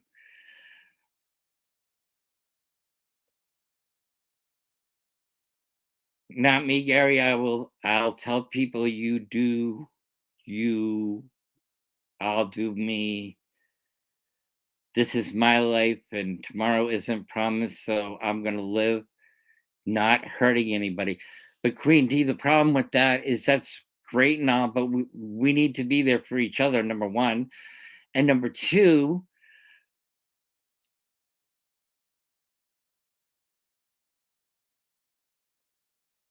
too many people are hurting other people. And I'm not saying that to you. I'm saying that in look at the world around you. If if we're in a store, if we're in a store and we're shopping, or if we're at a drive-through, or if we're wherever we are, there's so much anger and disillusionment in the world. People have nothing better else to do than hurt other people. And that's not directed at anybody who's here. I'm talking about the people who aren't here, who are going to see this at a later time. It needs to end here. We need to be here for each other, and it has to start somewhere.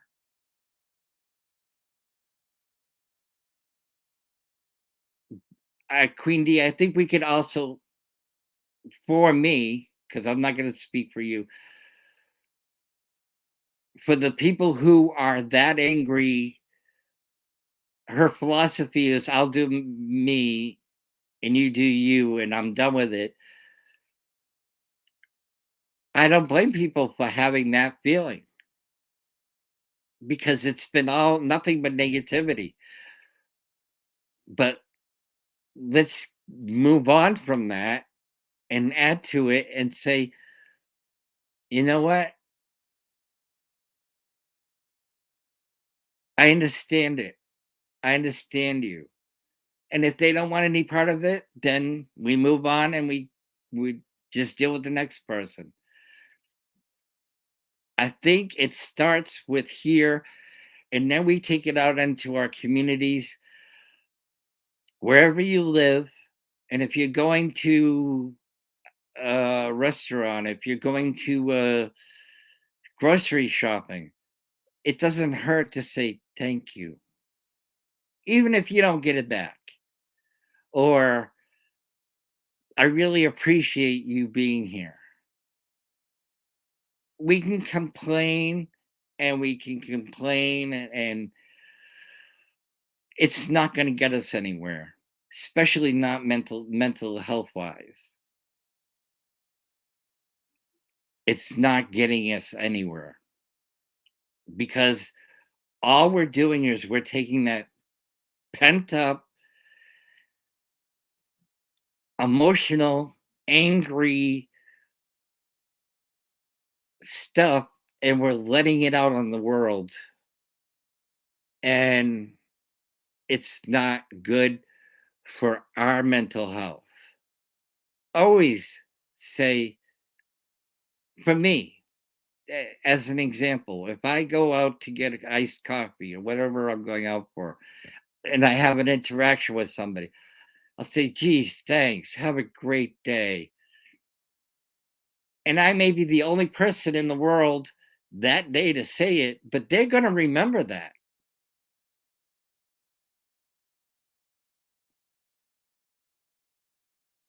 No, I'm saying I will. Queen D says, no, I'm saying I will be there, but not gonna be your punching bag because been there, done that. I have feelings too. Exactly. This isn't, you make a very good point. This is not a one sided, unconditional thing. This is giving back when you give it and you receive it. It should never be one-sided. But I'm saying when you're out in the world and you're out and about and you're shopping or you've gone to the gas station or you're, oh God help us, the gas station. Oh, anyway, um, just that little, thank you for those people that are working there. I don't say dramatize it, but just a subtle thank you. Why have we got away from that? Because we're in a world of anger. And now we're all scared and nobody's willing to admit it. We're all dealing with all these problems. We all have mental health going on. I don't care who you are. There's mental health situations that are going on, and there's nobody there. You're knocking on a brick wall because there's nobody there.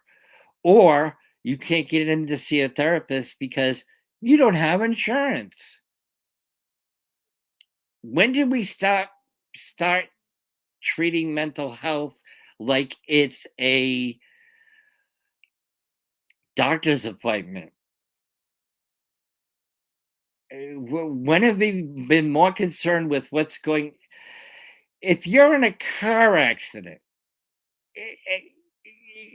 okay, just hypothetically, if you switch the two, and you're in a car accident, and the ambulance comes and gets you, and they take you to the hospital, and you're unconscious, are you going to be able to tell them if you have insurance and what insurance you have? No.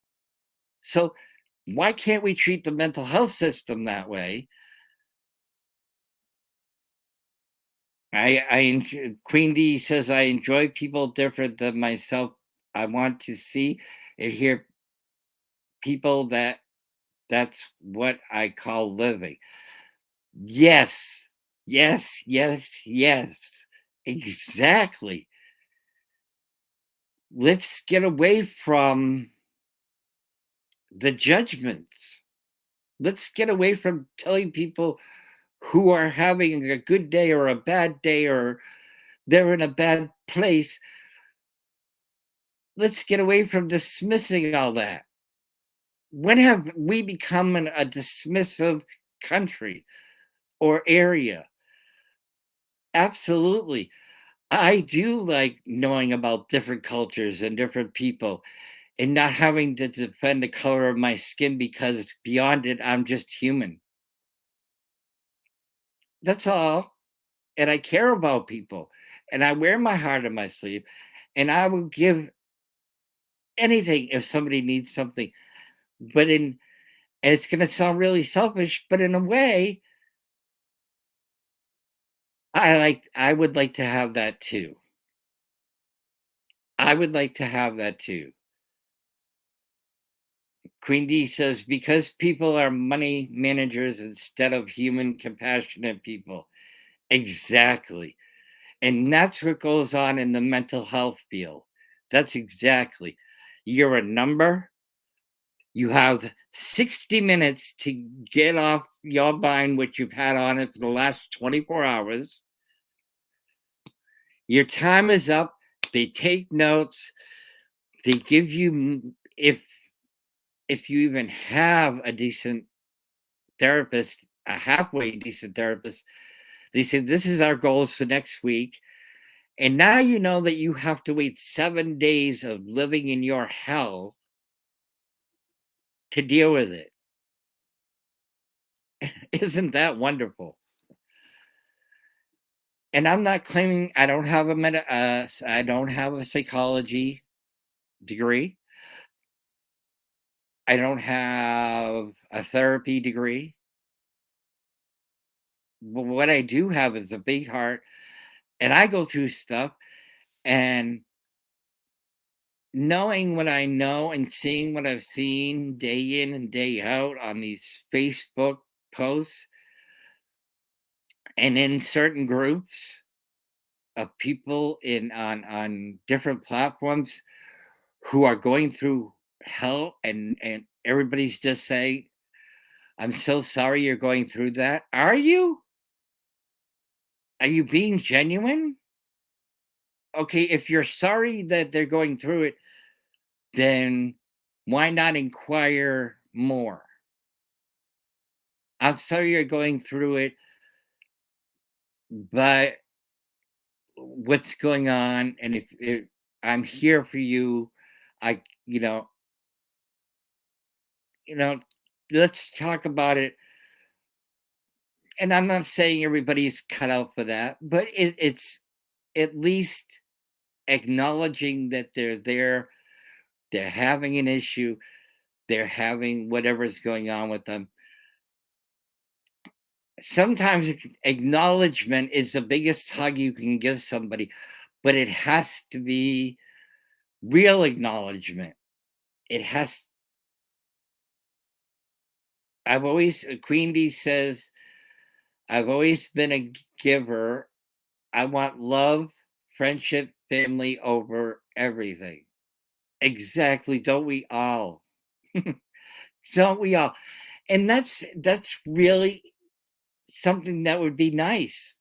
But in some cases, people don't they don't have that.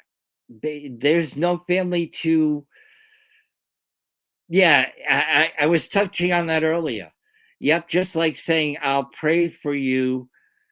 Do they really, or just say it? That is a real pet peeve of mine. If I'll pray for you, I'll use every emoji in the world to make you feel better. No, it's to get yourself off the hook. Why don't we just get real about that? Because that's a fact. 9 out of 10 times, it's a fact. We're all going to go in to some post where somebody's in the hospital or they're going through a trauma or whatever's going on in their life, and they'll ask for prayers, and there'll be 110 comments, and what are they? Their prayers, their hugs, their hearts. 5 minutes after they get off that post, are they really thinking about that person? No, because it's not literal, it's not legitimate, it's BS.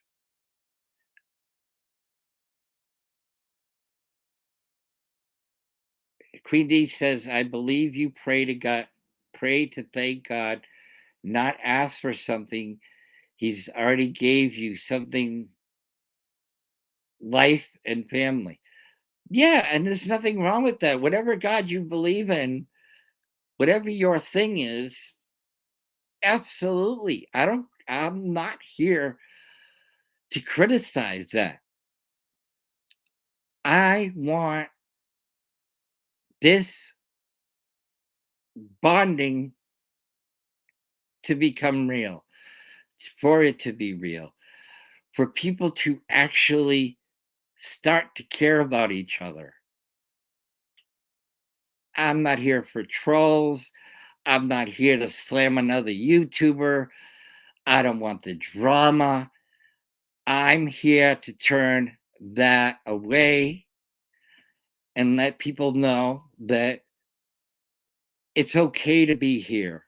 If you're going through something, it's okay to be here. It's okay to talk about it. You're not going to be dismissed. You matter to me because me doing this, I could learn something from you. And that's a great thing, that I could actually learn something from what you're going through, or identifying with somebody who's going and does go through what I go through. And isn't that a wonderful thing,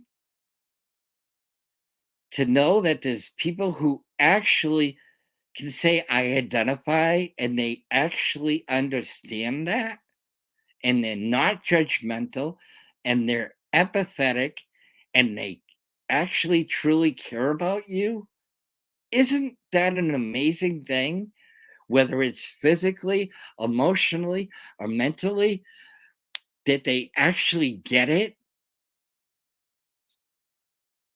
I see a million platforms with a million views and 2 million people connected to them, but that's nothing. That's something I can go and hit every like on every platform, and everybody would be just wonderful with it. That's not what I'm here for. I don't give a shit about that. To be honest with you, I don't care. What I do care about is people and what they're going through, and maybe I can help, and maybe somebody else on the chat can help them. But as long as they don't feel like they're not getting dismissed or judged or any of that, that they can come with a what come here with what's going on with them, and they can feel like there's actual people in this world that actually care, that truly and honestly care. That's why I'm here. That's what matters to me. I'm a spiritual person, and believe me, I've I've gone through it all, and yeah, not easy. But there's been nights when I've cried myself to sleep. I'm not gonna sit here and say I haven't, and said, "Dear God, take this. I can't. I just, I can't. I, I, I can't. I can't do this. I don't know how. I don't know what I'm doing." And yet, maybe it goes away. Maybe it doesn't. Maybe it's. I have an angel, or maybe I don't. I'm spiritual, so that's how I believe. You have the right to believe any way you want, so it's not up for debate. But to know that we are going through things and there's somebody out there who gets that, that is so important, that you're not alone, whether you have people around you or you don't, or you have that dog, cat, whatever your choice of animal is. But to be able to come to a safe place and hear those people,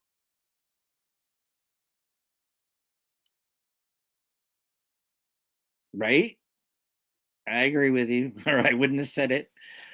Um, to have a safe place to come to and not have to pour your heart out on a Facebook post, or maybe that's the way you're comfortable, and I'm not criticizing that.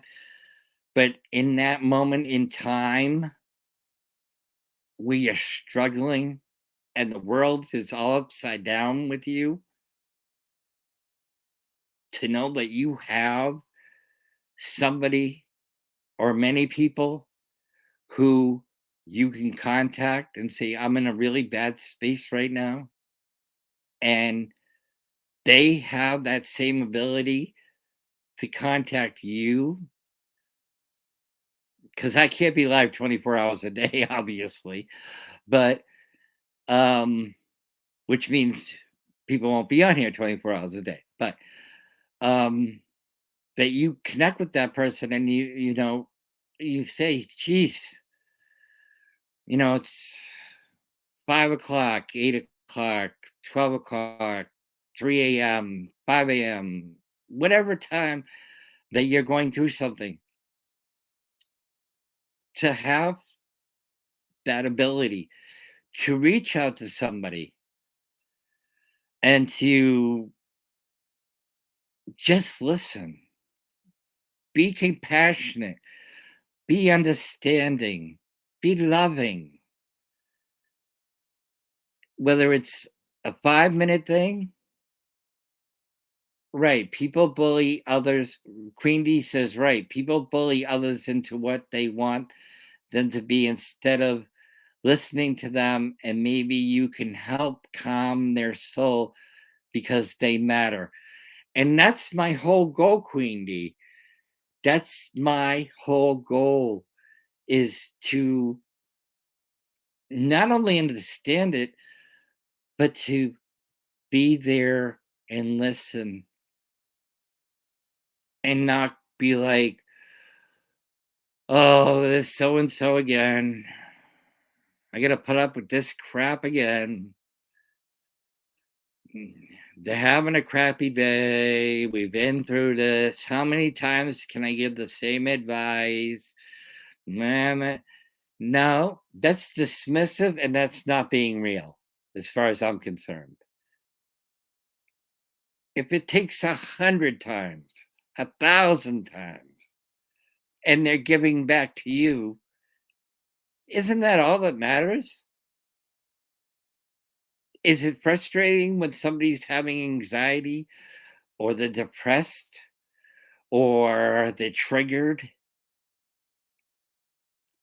by something in their past, or whatever is going on in their life in that minute in time? Isn't it important that you're there and you're genuine and you actually do care? Isn't that what the world should be about? That's, see, like, that's my whole point. Like, we're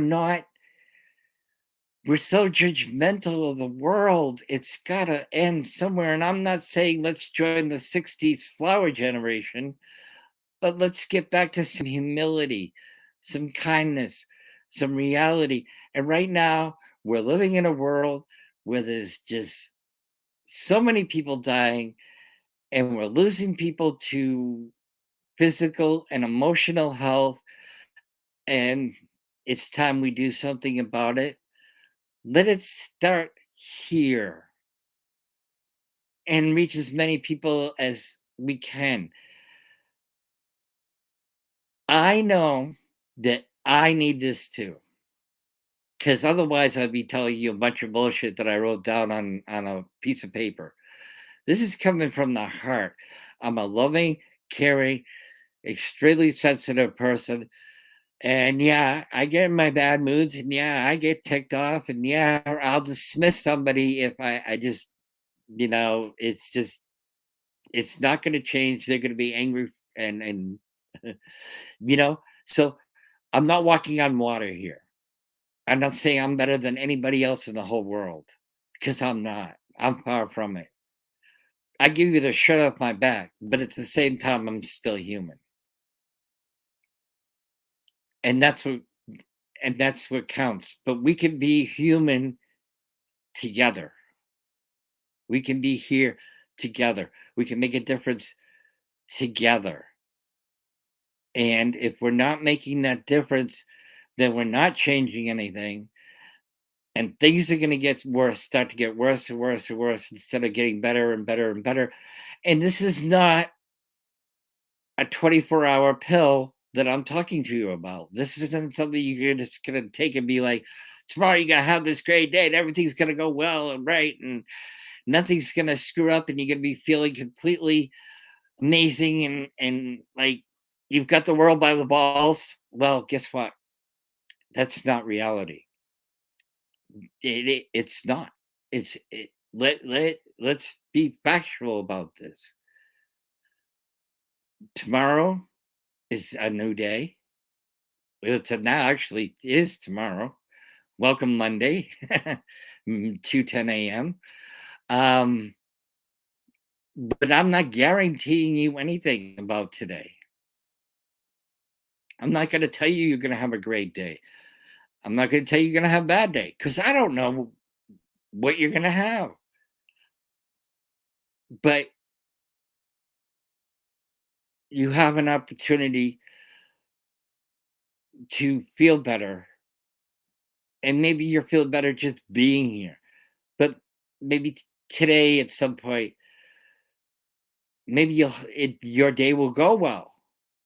And wouldn't that be nice? And hopefully it will. Because I'm not wishing tomorrow to be a bad day. But be in the moment, be in the time. Say if you have family and friends around, or you're going somewhere, say thank you. Say I love you. Just be genuine about it because we don't have the time. It took 2 years to rip us apart. It isn't going to get fixed overnight. But each of us can make that difference if we acknowledge what's going on and then we're willing to talk about it. Then we're going to make a difference. Okay? We're going to make a difference. Somebody somewhere is going to care. And I'm telling you, with me, I care. I'm trying.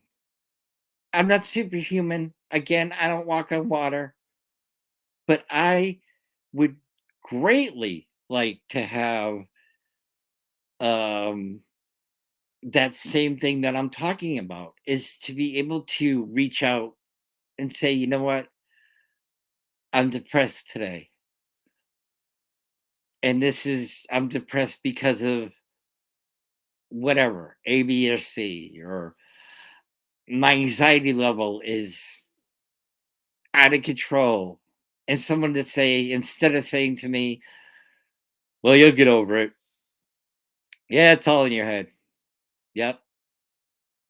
Oh, my wife's the same way. My husband's the same way. My kid's the same way. Oh, my coworker's the same way. No. How about, okay, you're going through that. What helps you and what can I do to help you to help you? What can I do? Not meaning me because, whoever, but what can I do to help you to be there? Do you need a hug? Do you need somebody to pace the floor with you? Do you need somebody to sit there and rock with you? Do you need somebody to just sit there and go through it with you? Because so many people don't have that. They don't, and they don't have the mental health outreach, the crisis. They don't have that, and that's why we're losing them. What do we hear?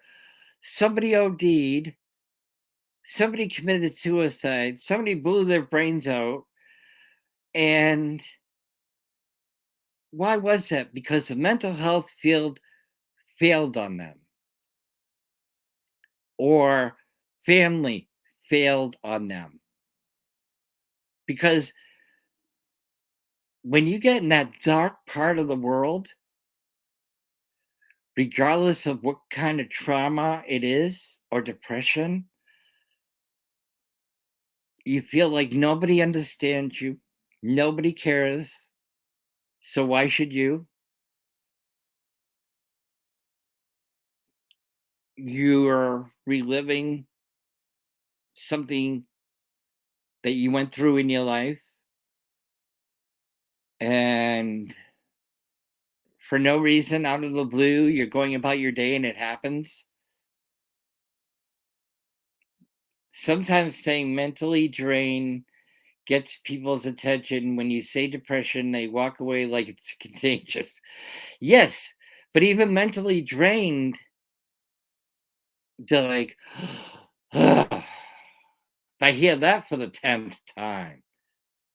How many people have heard that?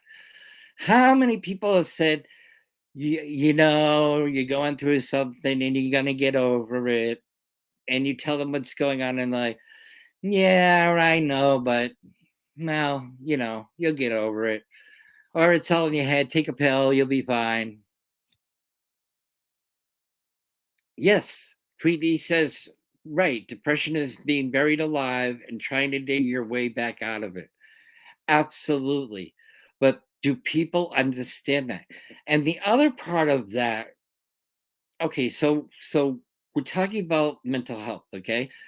But there's an upside to that. If you're having a good day, the people who dismissed you for having the bad day, you you're human and you have good days too. You know, you get somebody to say, well, how was your day? You'd be like, you know, my day was actually great, and then you have to kind of build off that, kind of be like, that's awesome. I'm glad that you had a good day. Maybe more will come. And be genuine about it as you were about when they weren't having a good day, when they were depressed, when they were at their ends. That's the thing. Being genuine about the people around you and not dismissing what's going on with them, whether it's good or bad, or they're going through hell and don't think that anybody's going to get it. And they write about it. And if you've ever, anybody who's here, go look at on your news feed if you have the anger and anxiety and depression, and see how many people on there got answered. See how many people are out there saying, I can't do this anymore. I'm freaking out. I'm on this type of medication. I don't know what to do. It's not working. And yet there's no answers. And I'm not saying anybody's a doctor, a psychologist, or a psychiatrist, but in that moment in time when they're writing that, they're not writing that for the hell of it. And yeah, there's going to be people who, I'm not going to say everybody, but there's going to be people who they're crying out for attention, but you're going to be able to pick up on that really quick by their response to you when you do respond to them. They're either going to follow up or they're going to drop off and they're just going to disappear. And there's plenty of people out there scamming in the world, and I get that too. But there's genuine people who are out there and they're hurting and they're writing about it, and there's nothing. There's nothing. I'm not going to mention this person's name, but they're a part of a group, and everybody thinks they're kicking the world's ass. But if you ever read the post that this person puts out there, you realize, holy shit, they are having a tough time. And you just drop a note, even if you see it and you say, for me, I've said, are you okay? And if I don't get a response back and they check that post or that messenger or both, even if I never hear or answer,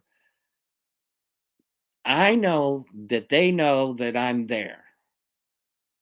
That I saw it. It wasn't just nothing. And that's what I think we need to do. I think we need to help each other. And by helping each other, we help each other, meaning you help, I come with what's going on with me, and you come what's going on with you, and maybe together we can fix it. And if we can't fix it, we'll talk about it and we'll get through it together. And that's everybody together. I'm not saying me, meaning me. Like people say, and you guys, that's not meaning like that particular person. That's meaning everybody. So, yeah, so that's kind of where I'm at. I mean, we have to make a difference. And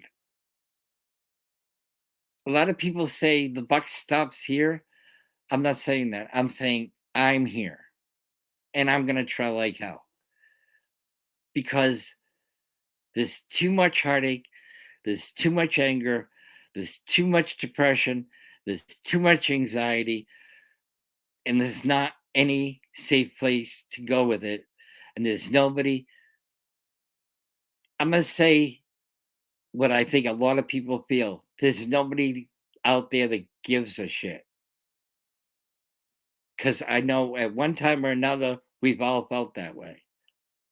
And the reality is, that's how you felt in the moment.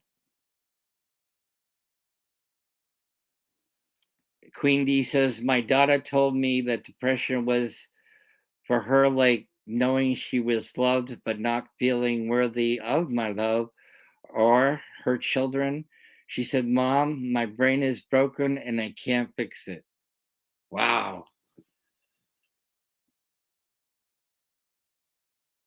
Queen D, I don't know how to I again, like I said, I'm not I can okay, so like yeah, in a way, if you analyze what you just said, um yeah, you could feel loved. I don't think that's kind of where I'm going with that, um but at the same time, yes, you can feel broken because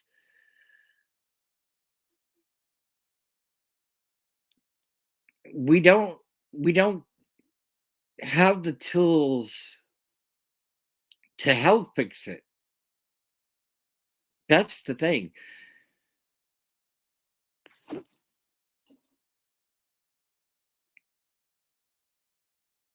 This here, this here, this is the babysitter of 2022.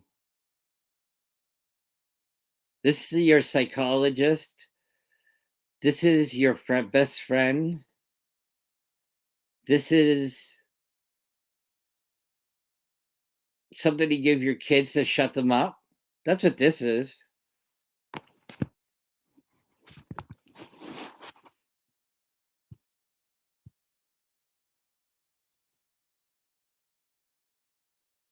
And she died, but 3 days before, she kept saying, "Mom, I love you so much. Don't ever forget it. Queenie, I'm so sorry." And that's why I'm touching on that. I felt my baby girl leaving me. Wow. And that's why this is so that's why I'm feeling like this is important that we do this. This is exactly why I feel it's important that we do this.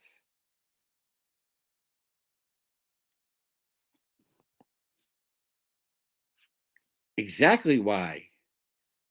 Because of people feeling like you do. D- I hope we never have another parent that has to go through that.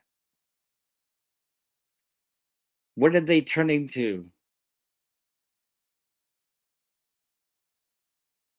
That's sad, Queen D. We should be gone before our kids. I've never experienced it. I can be honest and say to you, I am so sorry.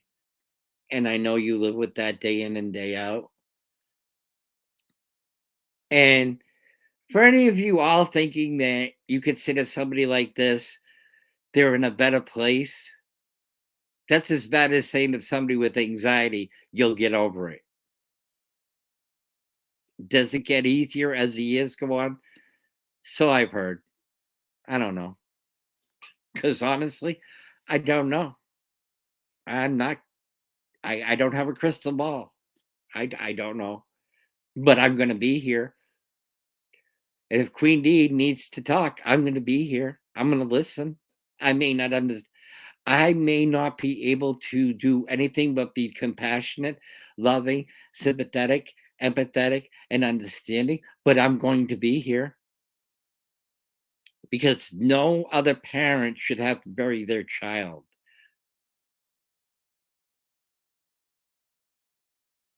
No other parent. We have got to stop making changes and we need to make them soon because we're going to lose this whole generation if we don't.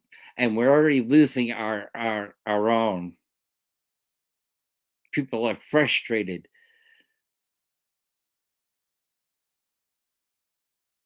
Queen D says, I tried to hold on to her, but she left my world and my crush that is 7 years ago.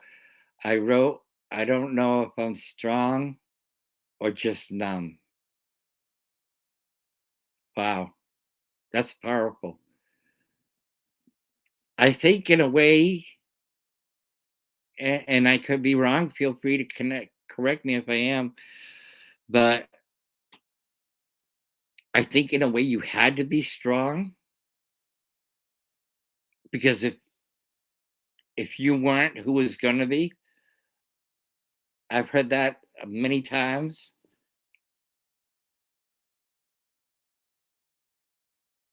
Or just a numb heart?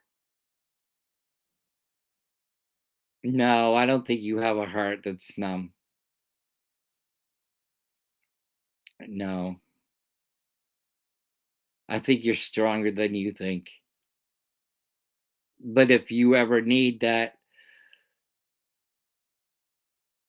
or feel that you need somebody to just listen to you, I'm willing to. I've never experienced it. I did lose a friend to suicide when I was 16, but from a parent to a child, I don't know. Be kind of hard for me to like. All I can offer you is I'm here to listen. I'm here to empathize with you, and let's try together in this chat and beyond this chat, because there will be another one on, I'm thinking Wednesday or Friday, or maybe Wednesday and Friday. Um, that I'm not ending anything now, so nobody has to go running. But that if I'm here, or if you see me in another chat and you need to reach out, feel free. It doesn't cost you anything. Um, but yeah, I'm definitely here. I'm gonna be a pig again because I'm addicted to Pepsi, and I really should have had a cup before this, but I didn't think of that. So sorry, guys. Um, yeah, feel free to reach out to me anytime. I'm usually in a chat or wherever.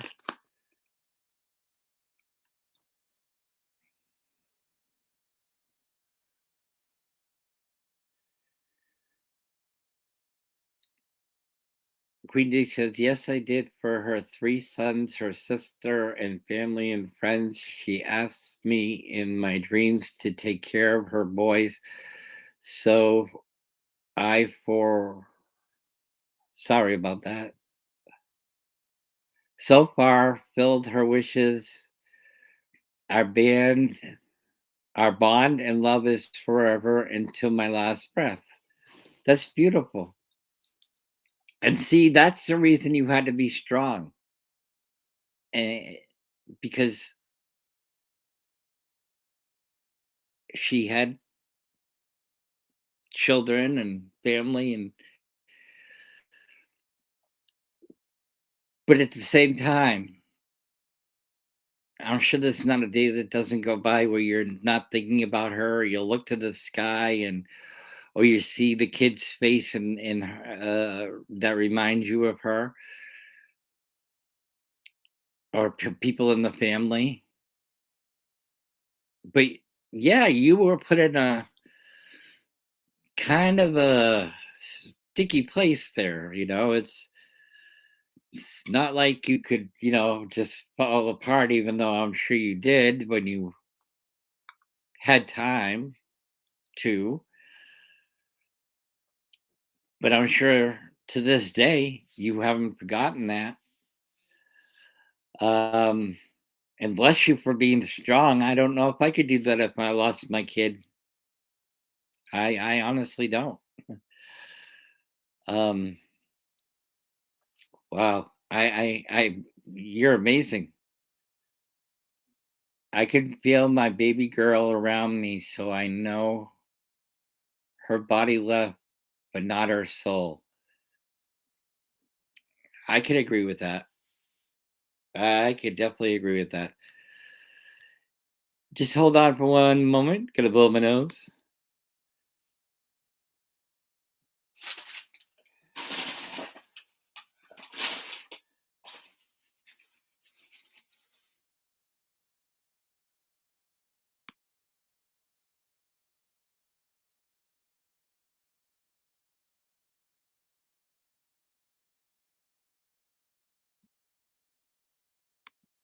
And I'm back. Hope y'all didn't go anywhere. Um,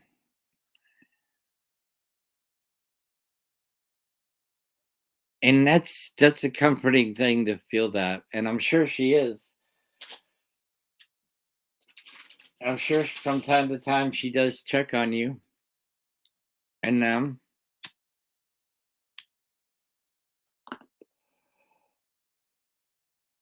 And I'm sure that gives you somewhat of a I built a wall inside of me. It kept me safe from the world. But the day she died, my wall came crashing down inside of me. No doubt.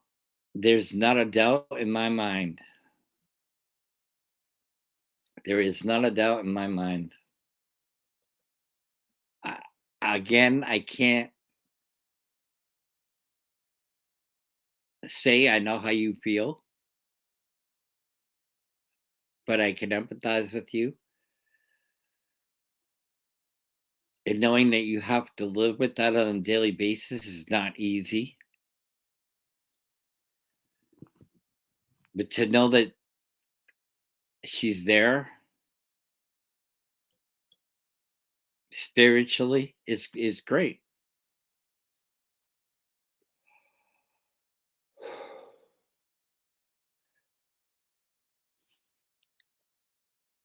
It's kind of, you know, it's not even kind of. That's just the hard thing to have to go through. But I'm sure that you've been a awesome grandma and that you've been there for your family. And I'm sure they appreciate it. I know she does.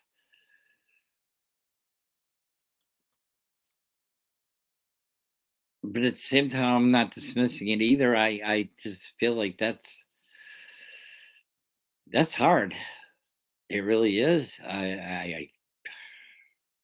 I've never been there, hon, but I can definitely let you, not even let you, but just you could talk about it. We could talk about it.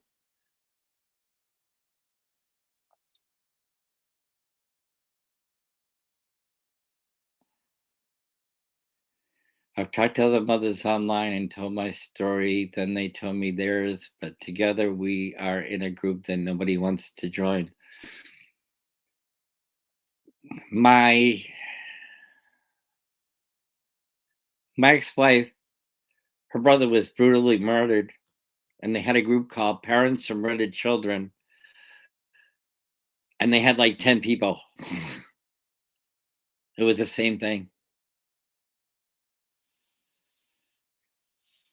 And the thing about that, like I was talking about the other groups that are online, whether it's depression or anxiety or together,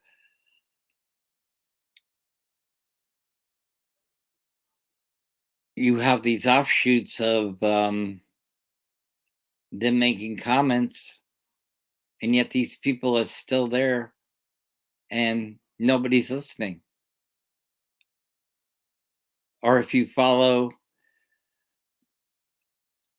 can find one to follow, that is, you see the comments, and yet there's so much dismissiveness in the air. That in itself is depressing.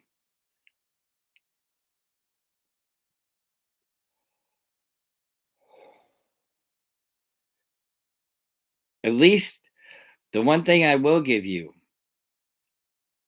yeah, I have searched them. That's what I'm saying. I have searched them. It's not been the best experience for me. The one thing I will give you is that no matter how many people are in that group, those are people who can identify with you. And that's a beautiful thing. They've been there, they know what you're going through. They can honestly say, I know your real name because you changed it on Boss Talk, but um, or I should say your other name.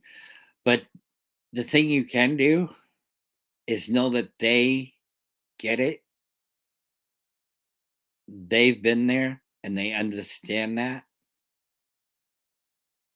Where I can be your friend, and I have been your friend for I don't even know how long now. But if you are not able or you want to, you're more than welcome to stop by here anytime. If you see me in other groups, you're more than willing to shoot me a text in the group and be like, "Hey, can you go live or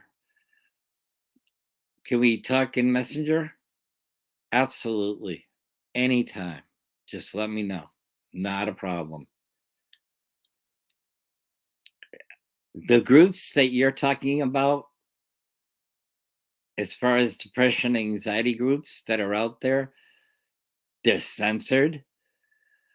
Um, there's a lot of dismissive behavior in those groups.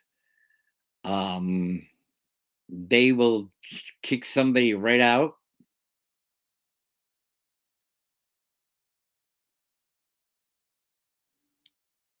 You are right. Some have been murdered, suicide, cancer, infant death, car wrecks, who just went to sleep and never woke up. Yep. And they can definitely, there's somebody in that group that you belong to who can truly identify with you. And that's a beautiful thing.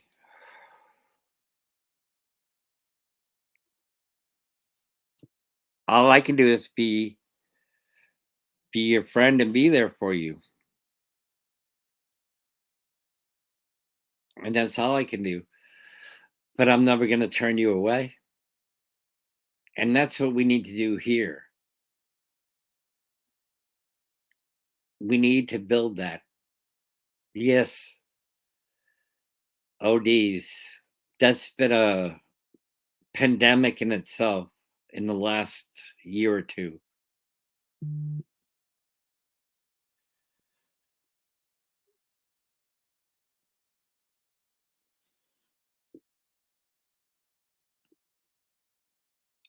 Just yes or no me. Did you send a friend request?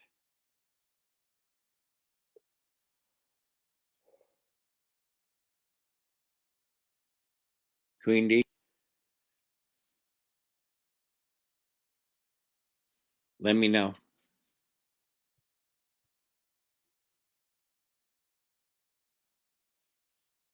Um, but yeah, and that's basically what I'm talking about is that we have all these people online who are going through all these things, and yet we're not talking about it.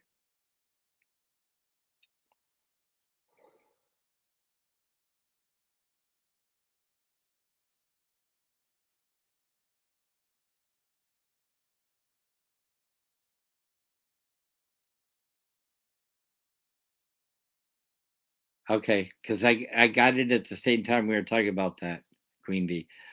Um, you know, just because you don't know a person doesn't matter. Somebody loves that person, and wait a minute, just because you don't know a person doesn't matter. Somebody loves that person. Absolutely. I agree with you. I'm not debating that with you, that they weren't loved. Absolutely they were. But what's happening, if you look around, is that um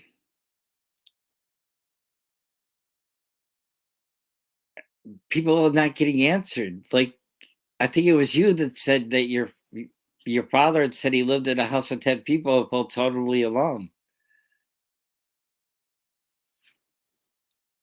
So if you're going through the trauma, whatever it is, and I didn't say they weren't loved, darling, I know they were loved.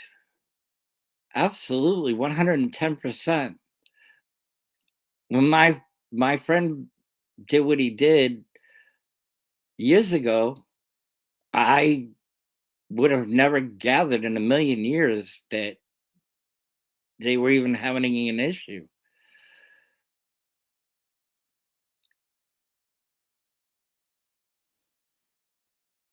because we all have this misconception that everything's fine. Well,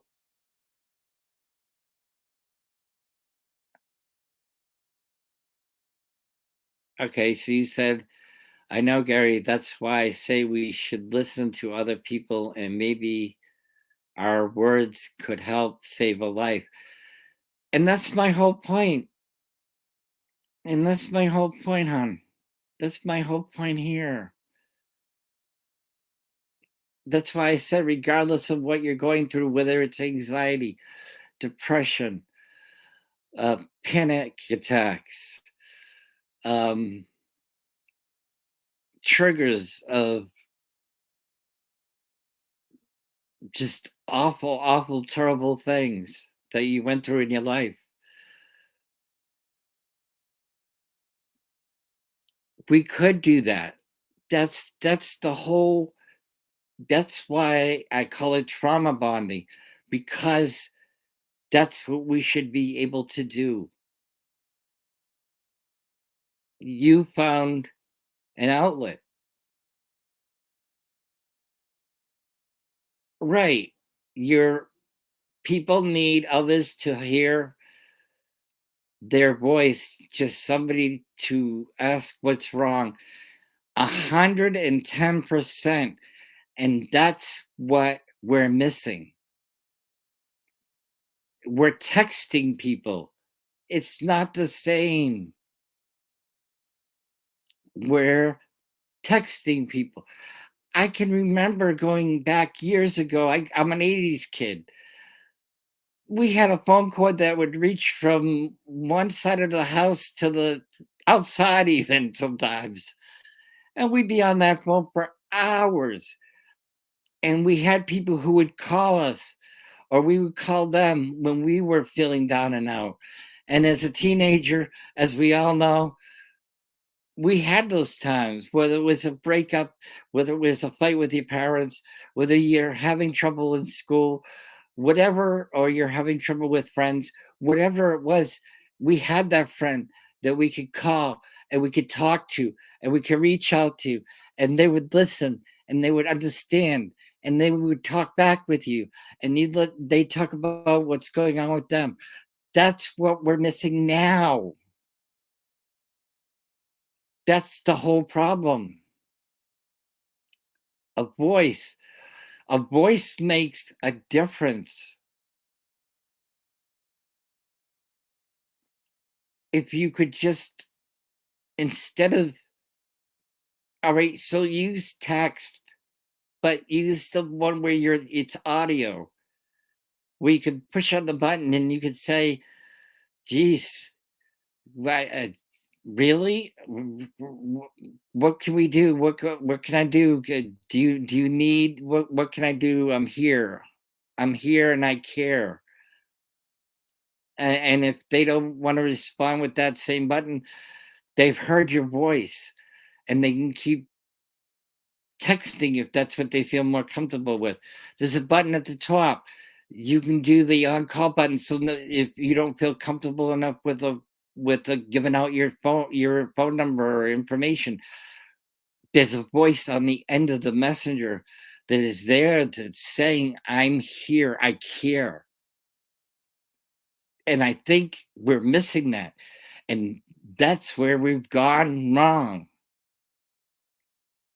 We got to truly be empathetic, sympathetic, understanding. We have to listen. We have to internally take in what they're saying. We have to think about it before we reply. And we have to get that in return as well, because one side of the highway sucks. A one sided thing is horrible. Nobody wants to live that one sided thing. That's facts. There is no way around it. Because not any one of us is not having something going on in their life. Two, if they're in crisis at that point in time, that's not the time for you to, in my opinion, that's not the time for you to be like, Yeah, well, I know you're having a tough time, but I got in a fight in the parking lot of whatever grocery store you go to. Now, it's just not the time for that. But yeah, we need to go back to meeting up and just being around others, help talking face to face, hugging and enjoying life again. F these phone life. Yes, I agree with you. But at the same time, it's the middle of the night. I'll give you an example. It's 3 o'clock in the morning. You're doing your thing, whatever that is, and somebody calls you from anywhere, close, far, whatever, and they're having a hard time. Yes, true. We communicate better in person. Right, but I'm in the north. We could FaceTime them. It you know what I'm saying? There's I can't get to, for instance, I can't drive 6.5 hours to get to Louisville if somebody's in crisis, not because I don't want to, just because that's not a there's just no way to do that. Um, but yeah, we can communicate better in person. Are they gonna want that? See, that's the thing. Are they gonna want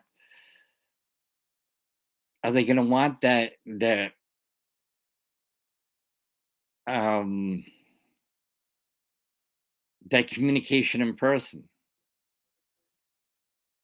Are they gonna feel like, it all depends on them, you know what I mean? It's if they're open to it, absolutely, 110%. And you can make a plan to do that, absolutely. I wouldn't encourage anything differently. But I think in the moment,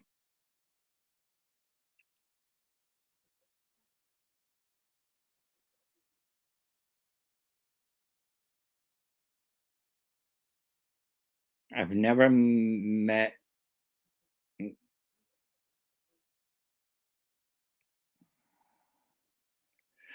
know what, Queen D? I was. I've never met a stranger ask Summer. I'm a people person. Yeah, I was too. I was the most outgoing. Jeez, excuse me.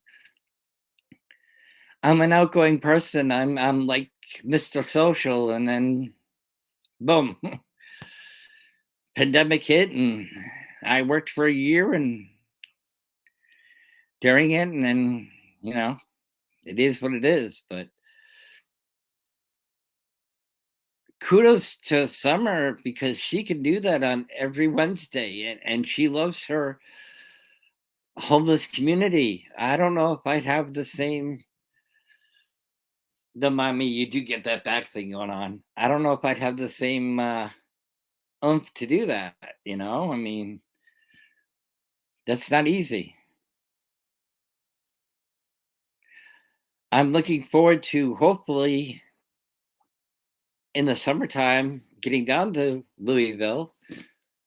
I would love to go down there and meet everybody. But I mean, for right now, this is the best I can do and will do. This is I live um maybe vicariously in a way through Summer because she's out and about all the time.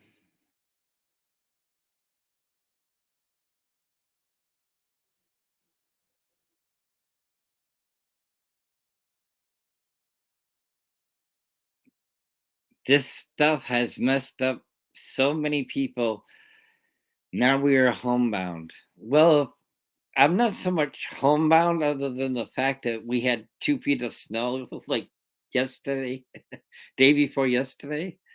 So yeah, getting out and about is kind of rough right now. But yeah, it and that's yeah, and that's my whole point. That um it's one of them anyway. That now that we have um the internet, be it good or bad, I'm trying to use it for myself and for everybody else out there. You know, we can do this, and I have faith that we can do this. We can come on, we could talk, and even if everybody's having a good day, we can do that. If people are not having a good day and they want to talk about it, then I'm here. No, I've never met her before until one day I responded to her chat. She helped me find my niece. That's awesome. I didn't know it was you. Because obviously she doesn't broadcast that stuff. She just says a child is missing. But that's awesome. She is, and it's really funny because she looks so big um on chat, but when you look at her in summer, this is all good stuff. When you look at her in person, you've come a long way. You've gained weight back. You're looking healthy. Your mind is clearer. I'm very proud of you, just so you know. But I miss the hell out of you having your late nights. Aw, that's sweet. Her little self hugged me. Aw. Yeah, people have said that she's this little tiny thing. My ex-wife was 5 feet tall. Like her, little she's a little petite thing. Um, yeah, I'm looking forward to that day. I'd love to meet Summer. She's got a lot of protective people around her, and that's good because God knows she's needed it. But I want to kind of, as I've thought about doing this, I kind of thought about her in a way because, well, there's only one Summer, right? I'm 5'2". Oh yeah, little too. That's cute. I'm not. I'm not picking on you. I'm 5'11", so I've always had short people around me. My first girlfriend was 4'11", so you can imagine. I was like 5'9" at the time, so yeah, always been into the short women. Um, but there's only one Summer, and she had a tough time, and we were all there for it, and now things have moved on and gotten better, and so like I said, there's one of her and there's one of me, and I think that's great. But I think, oh, you're still here. Oh, I'm glad you're still here, Hope. I'm here too. If you've been listening, that's fine. I don't ask. You don't have to say anything if you don't want to. You can if you want to. It's all free. It's easy. I'm not gonna say I am, but it is easy.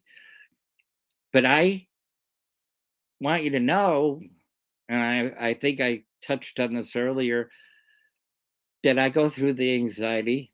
It's scary. I go through a little bit of depression.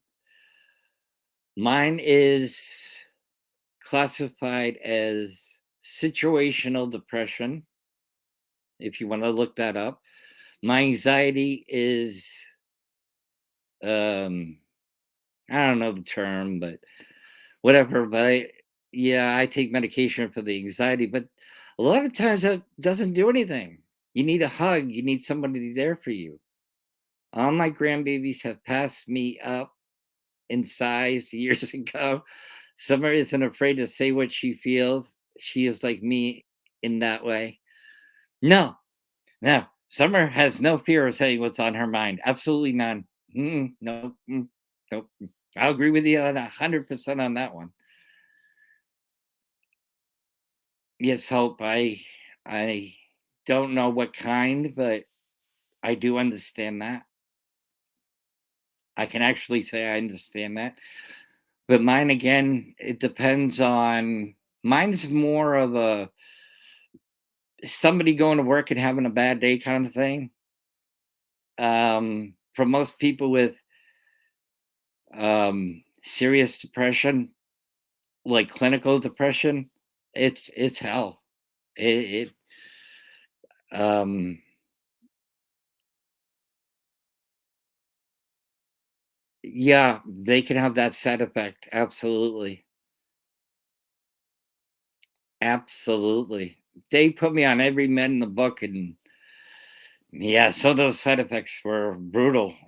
There was one I gained 300 I was 167, I went up to 236 because the depression medication made me eat like crazy. That was years and years ago, and I was eating, I mean, like, if it wasn't nailed down, I was eating it, and it made me feel drunk at the same time, so, yeah. And the crazy thing that works for me, and I'm only gonna say this for me, is I have a low grade vape THC CBD pipe, uh, not pipe, but cassette that helps, but it's not everything. And there's people who will tell you who have people who think that they've cured depression and anxiety will tell you all the little tricks, the DIY tricks of how to change things. And I'm not going to say that they didn't work for them, but I'm going to say that they don't work for everybody. Put your feet on the ground. Pick out 5 things. Count backwards. Distract yourself. Turn on the movie. Get your favorite music out. All this type of stuff. And it's not gonna. You could do that as many times as you want to, and it's not going to make a difference. When you find somebody out there who gets it, and that goes back to what you were saying, Queen. When you have that and they're within your area or whatever, um, a simple hug, somebody to cry on their shoulder, um, somebody who understands you, it does help. Went for a and damn doctor told me I needed to save the world from me. I went off on him, he couldn't take me. I'm I bet you're a story he'll never forget. Sorry about that, doc. I was on meds they prescribed, and oh my god. That type of thing. Bet you never went back there again. Yeah, it's a process. It definitely is. You're saying you can calm yourself down. And that's great that you can do that. And it's the same for anxiety. I mean, whatever personally works for you.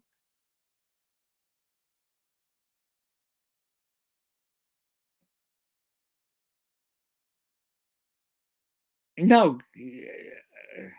wait a minute. Let me go back and read.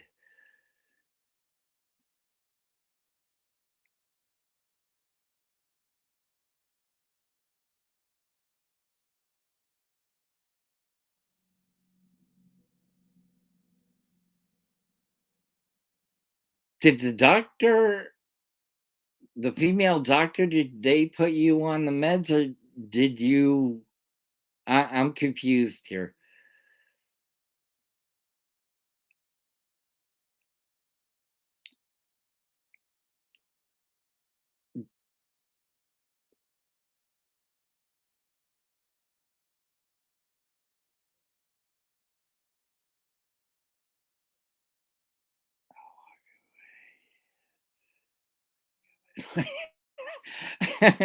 Wow, it really did impact you, didn't it? Yeah.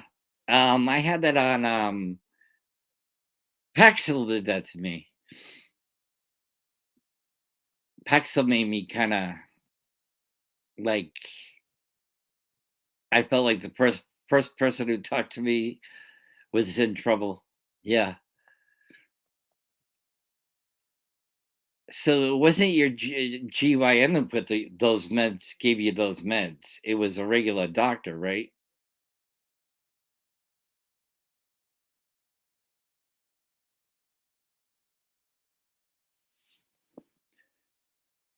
Psychiatrist, medical doctor.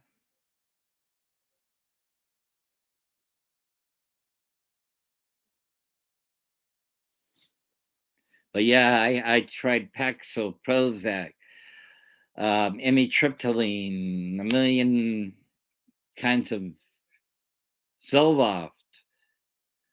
Right, regular doctor. Okay, okay, yeah, because they're not trained to give out psychiatric medication. Just so you know, I'm sure you figured that out by now. Um, yeah, I've been on a crap load, and none of them did anything for me. So yes, I get you. I absolutely understand that. Yep. I'm not on any antidepressants. I have my CBD and my THC, and that's for anxiety and depression, and it's a low grade and it works. Somebody said stay away from gummies because if you have anxiety, that makes it worse. So I was willing to give it a shot, but CBD actually might work. Um, yeah, it might work. Have you tried CBD oil? That's without THC. CBD oil you can pretty much get anywhere if you get the you go to the right place to get it. 300 milligrams of solo phenolazine. Told him I'm not depressed. He said I was high strung. No, you were depressed and angry because with depression comes anger. A lot of the times. Damn. Zola, that stuff is killer. Oh, God, yeah. Ugh. Zoloft, yeah, they're like little blue pills or yeah, or green pills, something like that, and they depends on how you got it, but wow,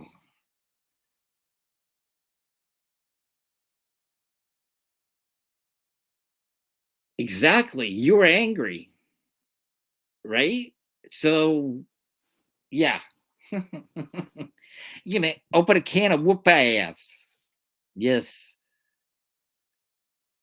What did they say? Great things come in small packages. Well, look out for the ones that uh, are also firecrackers. So that's why you get along with Summer so well. She's sweet, got a big heart. She'd do anything for anybody, and I love her to death. And but I've also seen when we've had our own offline conversations. Yeah, she's she can. Oh, that was before he put that. Before he put you on that stuff, so it wasn't a reaction to the medication. Gotcha, gotcha. But what I'm finding is that um, there's no medication that's going to fix it. It may take the edge off, but there's no medication that's going to fix it. because if that was the case, we'd all be a bunch of happy people. Pop a pill or, take a shot in the arm and we'd all be great. There is no cure for that.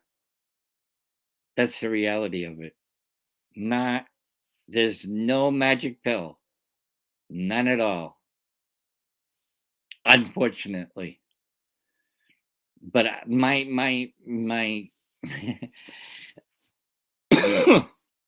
dang, my whole philosophy for this um group is to have the ability to come out here and be here for each other, no matter where you are or what you're going through. Because, like I said, there's only one summer, and God, I love that woman.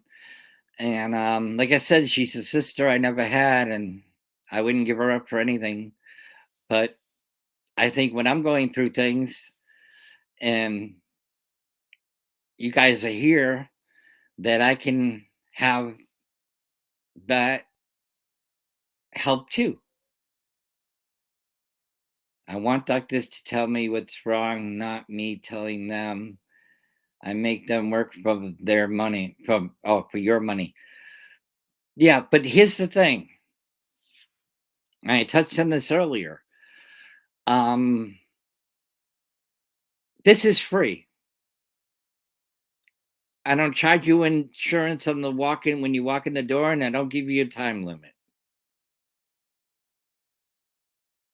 If you're talking in a physical sense, yes, I agree with you. If you're talking mentally, nah. They will give you every pill in the world and or every kind of medication, and if it doesn't work,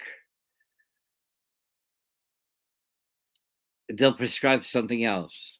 And then they'll wean you off that and prescribe you something else. And then they'll wean you off that and prescribe something else. A lot of times, CBD oil, or I mean, even like somewhere you can function, CBD oil doesn't make you feel like you can't function. You can drive, you can, yeah, you have all of that. It takes the edge off and then it lets you work better through it. I'll tell you what, I will give Summer this.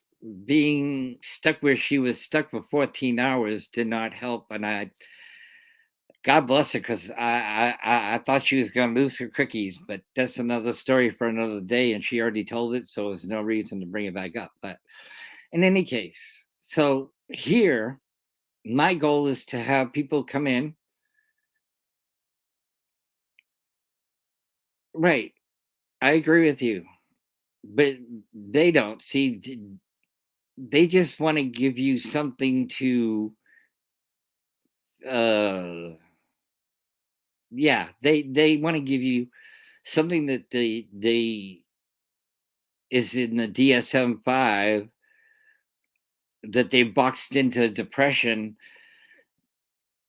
and you're saying, well, that one didn't, it's not doing anything, and then they increase it and they increase it, and then you feel like a zombie. So yes, it works, so you don't feel anything at all. You're not happy, you're not sad, you're not depressed, you're not just just a zombie.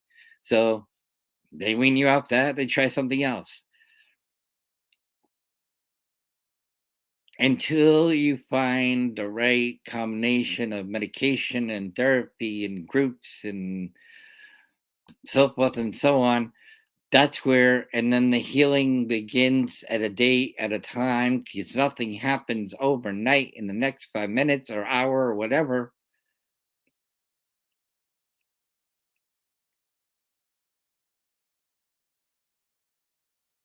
You're quite welcome. Hope, have a great night. I hope you get some sleep and rest. God bless you. And I love you. And if you can't sleep, I should be here. Um, yeah, none of these pills are a cure all. It's a combination of things. It's reaching out to other people, it's joining groups, it's not feeling alone. Um, it's a whole bunch of things.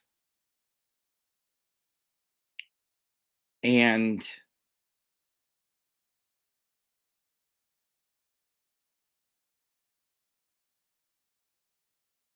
oh, have a good one, Hope. Um, it's a whole bunch of things, you know. It's a combination of everything, and however you, whatever you find that works for you, I'll never discourage it. I just know what works for me, and I would ask the same. You know what I mean?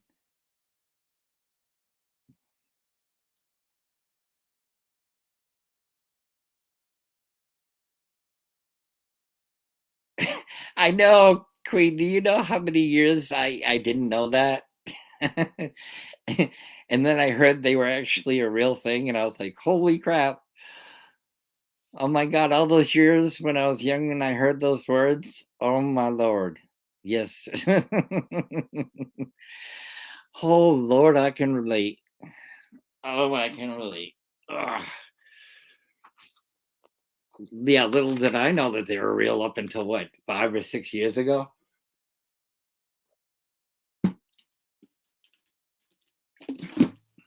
And the person who told me, I was like, "Get out of here! There's no such thing." Yeah, there is.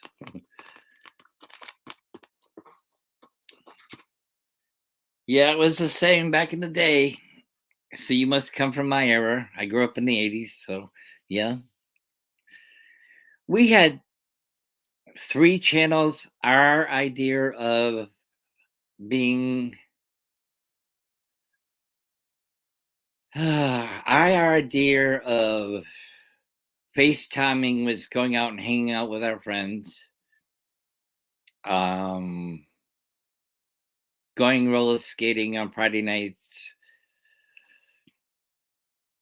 We connected with each other, good, bad, or indifferent. We did. We connected with each other. It was crazy, but we did.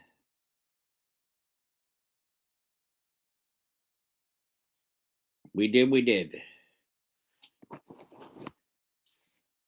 We had that connection, that physical connection. And now, if you look at the world we live in, it's all phones. They're babysitters for the kids when we don't want to be bothered. And I don't mean we meaning you or I, but in most places, outside all the time till the street lights came on, and when they even flickered, we were all gone, man. You had to hit that porch before the and be in that door before that light came to full fruition. And your that was theirs. Yes, I remember it quite well. I'm gonna be 55 in December, and I feel like if I could go back in time, if if that ever comes about, I'd leave this and I'd be gone. I'd go back in a heartbeat, and I, life was better. I'm not gonna say it was perfect, but it was better. It absolutely was 110% better. Yeah. It's really funny because back in the day, the parents got criticized for letting us sit in front of the TV. We only had 3 channels. What did we watch? Um, Sesame Street, The Flintstones, oh god. As you got older, like Love Boat, Fantasy Island, Dixie Hazard, whatever, Lawrence Welk on the Sunday, ABC Sports, but we ate together. We had holidays together. We had family. And if you know my story, then you know about what you know. But We had all of those things. And that's why I said if we could go back, it would be great. We had neighbors who knew we were in trouble when we turned the corner before we knew we were in trouble and turned the corner. If you were grounded, you really was back then a butt whooping really was flip flop belt switch court anything in reach. My mother was a nurse back in those days, and her white wooden shoe, she could tag me 85 miles away and hit target. Yeah. I grew up in an Italian household, so yes. Yes, yes, yes. We always had dinner. We had family dinner. We had holiday dinners. And if you came from an Italian household, on one side of um the table was all the Italian stuff, and on the other side of the table was all whatever holiday it was. We had beautiful Christmas trees. We had presents. It was a simpler time. Yeah. And when you were grounded, if you had a TV in your room, you didn't have it anymore. And if you were grounded, they meant grounded. And if you acted up at the grocery store or any store, they didn't say two words to you. They gave you that look. And you got that look, you knew better. And if you ever came out your mouth to your parents, bang, man, they'd mess you up in a heartbeat. Yep. It never came out of mouth, it came out of respect to your parents. You respected your parents, your priest, or your um pastor, or whatever your religion was. You respected your elders. That's the way it used to be. And we were never so critical of each other. Yeah, we teased and we said some crazy things, but we were never violent. A fight was a fist fight, not a gunfight. God help you if you were around anybody like that. So, yeah, that's why I said, times have changed. And instead of a TV, they have a phone. And if they have a phone, then they have a video game. And I don't want to hear the crap about video games or their music today causes kids to go out and kill kids. It's crazy. No, we were the remote. Yes, yes, yes. Great minds, Queen. Great minds. Yes, we were. We were the rabbit ears too with the aluminum foil until cable came around. Hmm. Yep, when cable came around, it was all different. Gotta remember the first MTV video. So, and the first Michael Jackson Thriller video. And that was, here's what people don't remember about that, right? Yeah. The one thing people don't remember about that Michael Jackson Thriller video is that back in those days, that video was considered PG. They didn't run that video Thriller until midnight on the East Coast, and it came up with a parental warning before they even ran it. And I didn't see anything wrong with it, but it is what it is. But yeah, I mean, and now don't I'm not buying that a video game is telling kids it's okay to go out and shoot at another kid. Not buying it. Didn't buy it when they pulled out with CDs back in the day with the music. And that music was mellow compared to what they listen to now. And that's crazy too. And Evil. That it was a good one. Yeah. Yeah, and then yeah, it was yeah, he was evil and bad, and he made that decision to, put out this evil satanic video, satanic type video. Oh my goodness. And it wasn't even bad at all. My God, we used to watch we went out and saw movies like Friday the 13th, Nightmare on Elm Street, um Halloween, um all kinds of stuff. We went to concerts and we didn't kill anybody. Imagine that. Nobody, not a soul. I'm still here. I'm not saying I'm not saying that here and there that bad things didn't happen, because they did. That's, if we're going to talk about reality, that's reality. But it wasn't an everyday thing. And people said, when is it going to stop? When we stop it. And I don't mean we, meaning you, me. I mean, meaning everybody.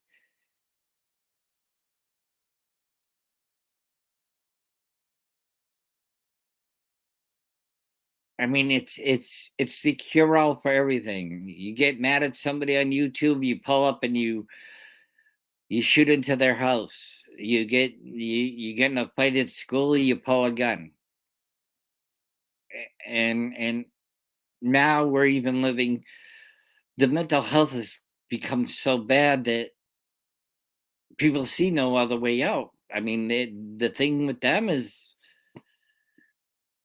well, nobody's listening to me. I'm getting more and more depressed. My anxiety levels are off the charts. Some of them are hearing voices. I've never heard one, thank God, knock on wood. Um, I can't function. Nobody's hearing me. That I can't get into therapy because everybody and their brother is in it. If you don't have the right insurance, you can't have it. So between the crime rate, the self-medicating, the overdoses, and people losing their shit because there's no avenues out there, we have to change that now. And don't depend on the federal government to do anything. I don't care if you're a Trump fan, Biden fan. I don't care what your story is. Fact is, we don't have that. There's nobody doing anything, and I think it's important that we reach out, and that's why I'm going to keep doing it at least 3 days a week or nights a week, and probably a lot earlier because I know people need to sleep. But um, we're going to keep going, and we're going to keep going, and we're going to keep going, and hopefully it becomes a thing instead of going off the hinges and looking for the drama to get the views to complain about another YouTuber who, when you shut it off, it's not going to change your life. And if they're complaining about you, then you're doing something right. That's just my own opinion. I'll glorify and I will uh, recommend any other YouTuber who is making a difference or that's not drama involved in a heartbeat. Anybody ask, I will let them know about Summer, Hot Mess Express. I'm part of that group after all, anyway. Or any other channel I come across that I feel is um, safe and somewhere you can have intelligent, normal conversation. This one I want to have for mental health and trauma bonding because I think people interpret the trauma bonding as you getting attached emotionally to that person and it becoming a habit.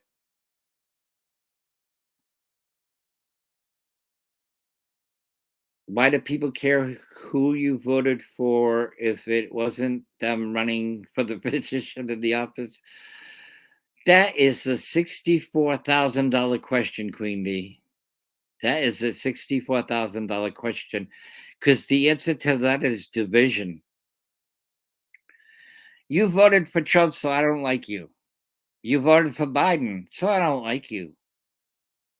And if we sat back, got away from the talking heads on TV, and we really thought about it, has any American president ever showed up at your front door and said, "What can I do for you?" Not one. Has any congressman, senator shown up at your door of your home and said, what can we do for you? No. They don't care. They throw money at problems. And money doesn't, yes, it helps, but it doesn't fix it. Politicians don't care if you die. We have to care for us. And that's exactly why this platform is so important, because there's so much mental health out there. There's so much anger out there. There's so much frustration. There's so much hate.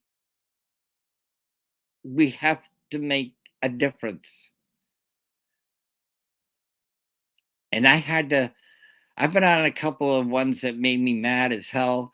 And yes, getting a different perspective and not having somebody kiss your ass and agree with you is not a bad thing. And meeting new people over on other platforms is not a bad thing. But when it affects you personally, it's a bad thing. So sometimes you have to step back from that particular platform when they're talking nonsense, and you have to be like, can't do it. I'm not gonna.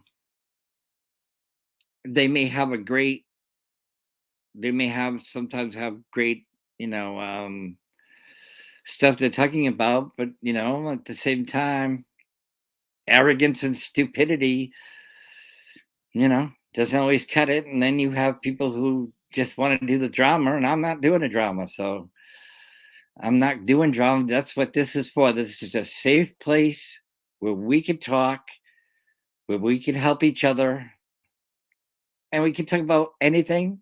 We can talk about nothing. We can talk about what you're feeling. We can talk about what I'm feeling, and we can be there for each other. And that's what matters the most, is what we can do to help each other. Because for right now, as far as I see it, and I could be wrong, there isn't much out there. And that's why we're losing people left and right, whether it's mentally, physically, emotionally, whatever it is. We've got to make a change. We've got to do it for the right reasons. No, they lie. That's why I won't. Wait a minute. No, they lie. That's why I want shock collars on them when they say what they are gonna do for the people. And that's why we need grassroots grassroots representatives, because those are the people who hopefully when they do make it there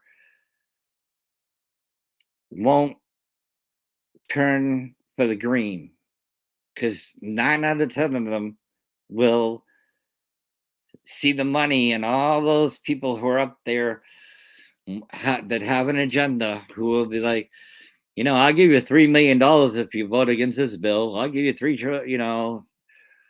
I'll give you a trip here, there, and everywhere if you don't vote for this bill, or I'll give you this amount of money if you vote for this bill. What we need to do is hold people responsible and go back to the town hall meetings and have them stand and be accountable. And if they don't do what's good for our community and our people, then we vote them out. That's what we do. We get rid of them instead of making them a lifetime politician, because it's not a job anymore. It's an adventure, and they just want to stay on it. So that's just my opinion. Opinions are like, assholes. They all have one. But yeah, That's basically why, but that's why I'm here though. It's for mental health and trauma, trauma and mental health. Again, I am not a doctor. I don't have a degree in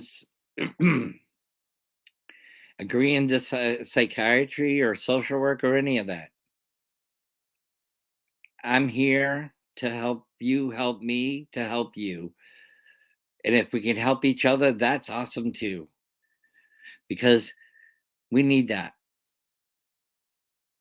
I'm kind of the night person, so it may come on like at 9 o'clock instead of like 11, depending.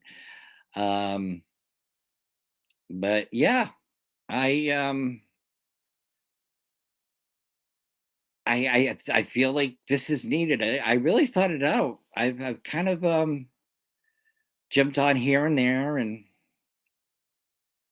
love is not money, money is not love. Remember that.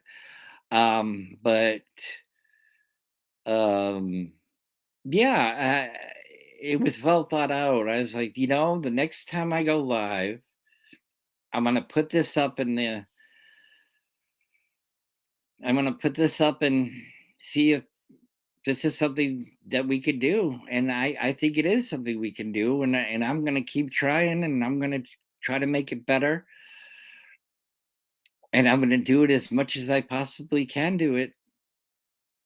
And so, I mean, like, this kind of goes into, you know, I'm not a day person. I'm a night person, and so forth and so on. So yeah, but you helping me helping you helps all of us, and that's a good thing.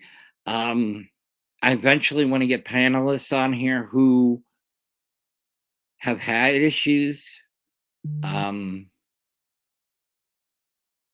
who are going through a trauma, or have been through one, because I think that would help a lot of people.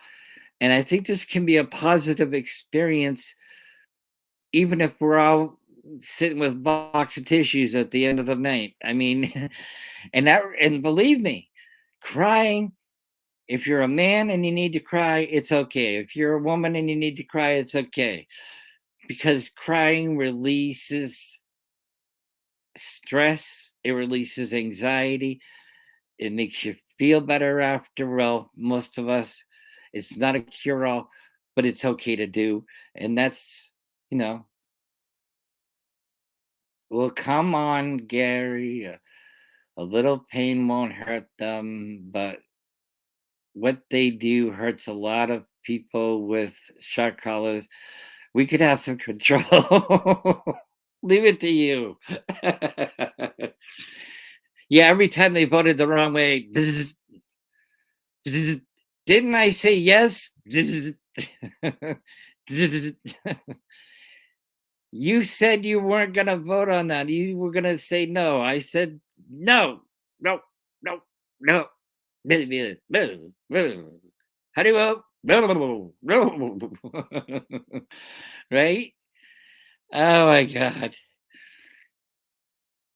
What happened is people was either ashamed because of the family telling them to be quiet, like it's a dirty little family secret. People need to vent outside the family unit.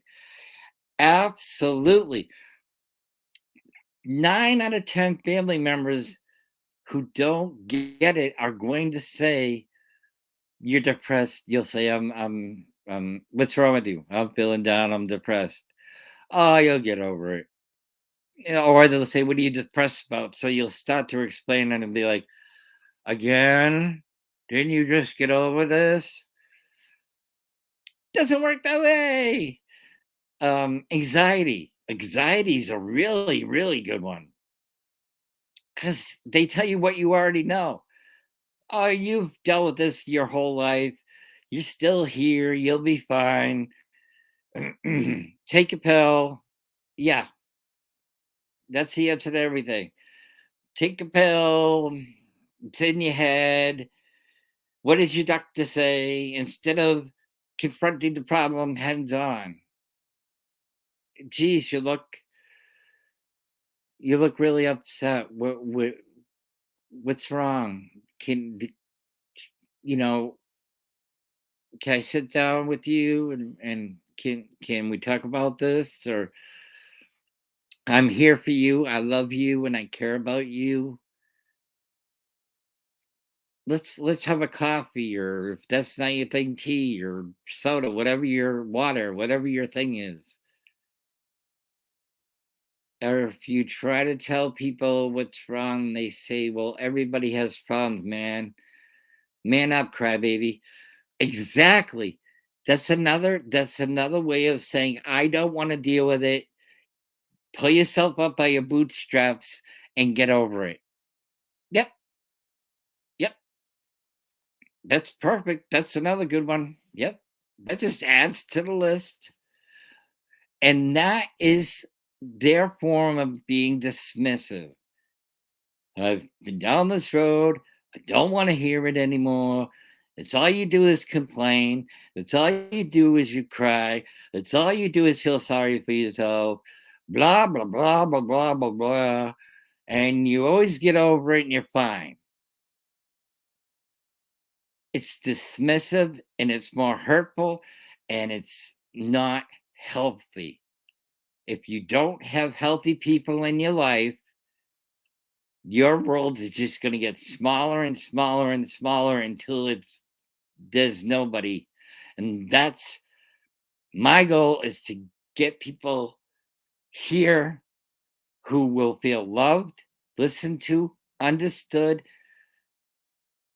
empathized with, who know that we're going to get through whatever it takes, as long as it takes, to get them there. And that's what we need to do. We need to. Do you remember the Queen D? I think you come from my same member.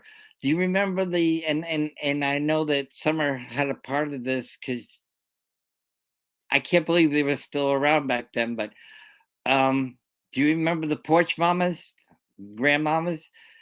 I was telling her there was a video this guy made in this neighborhood he grew up in, and he was driving around and there wasn't a soul on the porch.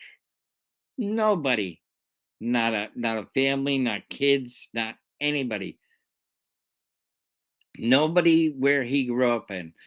He drove around and drove around. He drove around different times of the day. And he said, when I was growing up, everybody was out on their porch and everybody had that one porch mom who you could go to with anything. You could talk to. They beat your ass before your mother would. And he was right. And we've lost that too.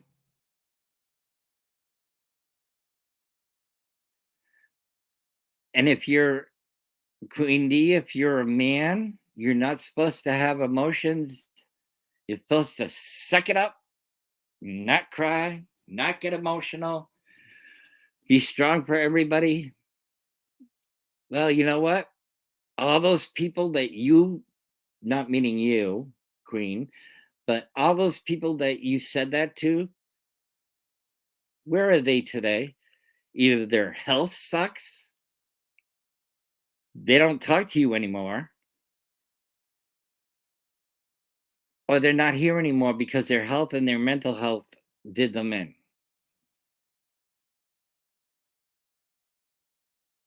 And that's what we have to stop, because we're losing our young people. We're losing our people between 25 and 45 and younger. And that's why we need to do this. I'm going to be 55 in December, and I feel like I've fought my whole damn life. But I'm still here and I'm still trying, and it's a daily thing. I sleep during the day, so I don't have to deal with people. But if I get up and I go get iced coffee, because Dunkin' Donuts is kind of weird around here. You got to get it before 4 or 5. So, if I'm up, I'll go grab one. But other than that, I get my groceries delivered, that type of thing. I mean, and I reach out on and I watch videos and I reach out and I watch a couple of different YouTube channels. But I think that with mine is I can make a difference, and I'm going to be damned if I do, damned if I don't, because I have my own issues, and I know that you guys do too. And I think providing a safe space for us to be able to talk about anything and everything is a good thing, where you're not judged, where people actually care about you and you care about them. I think that's a first step to try to make things better. And I think if we try all together, it'll be great. I think it'll be a beautiful thing. And remember, no matter what you're feeling, when you're feeling it, that there's always somebody out there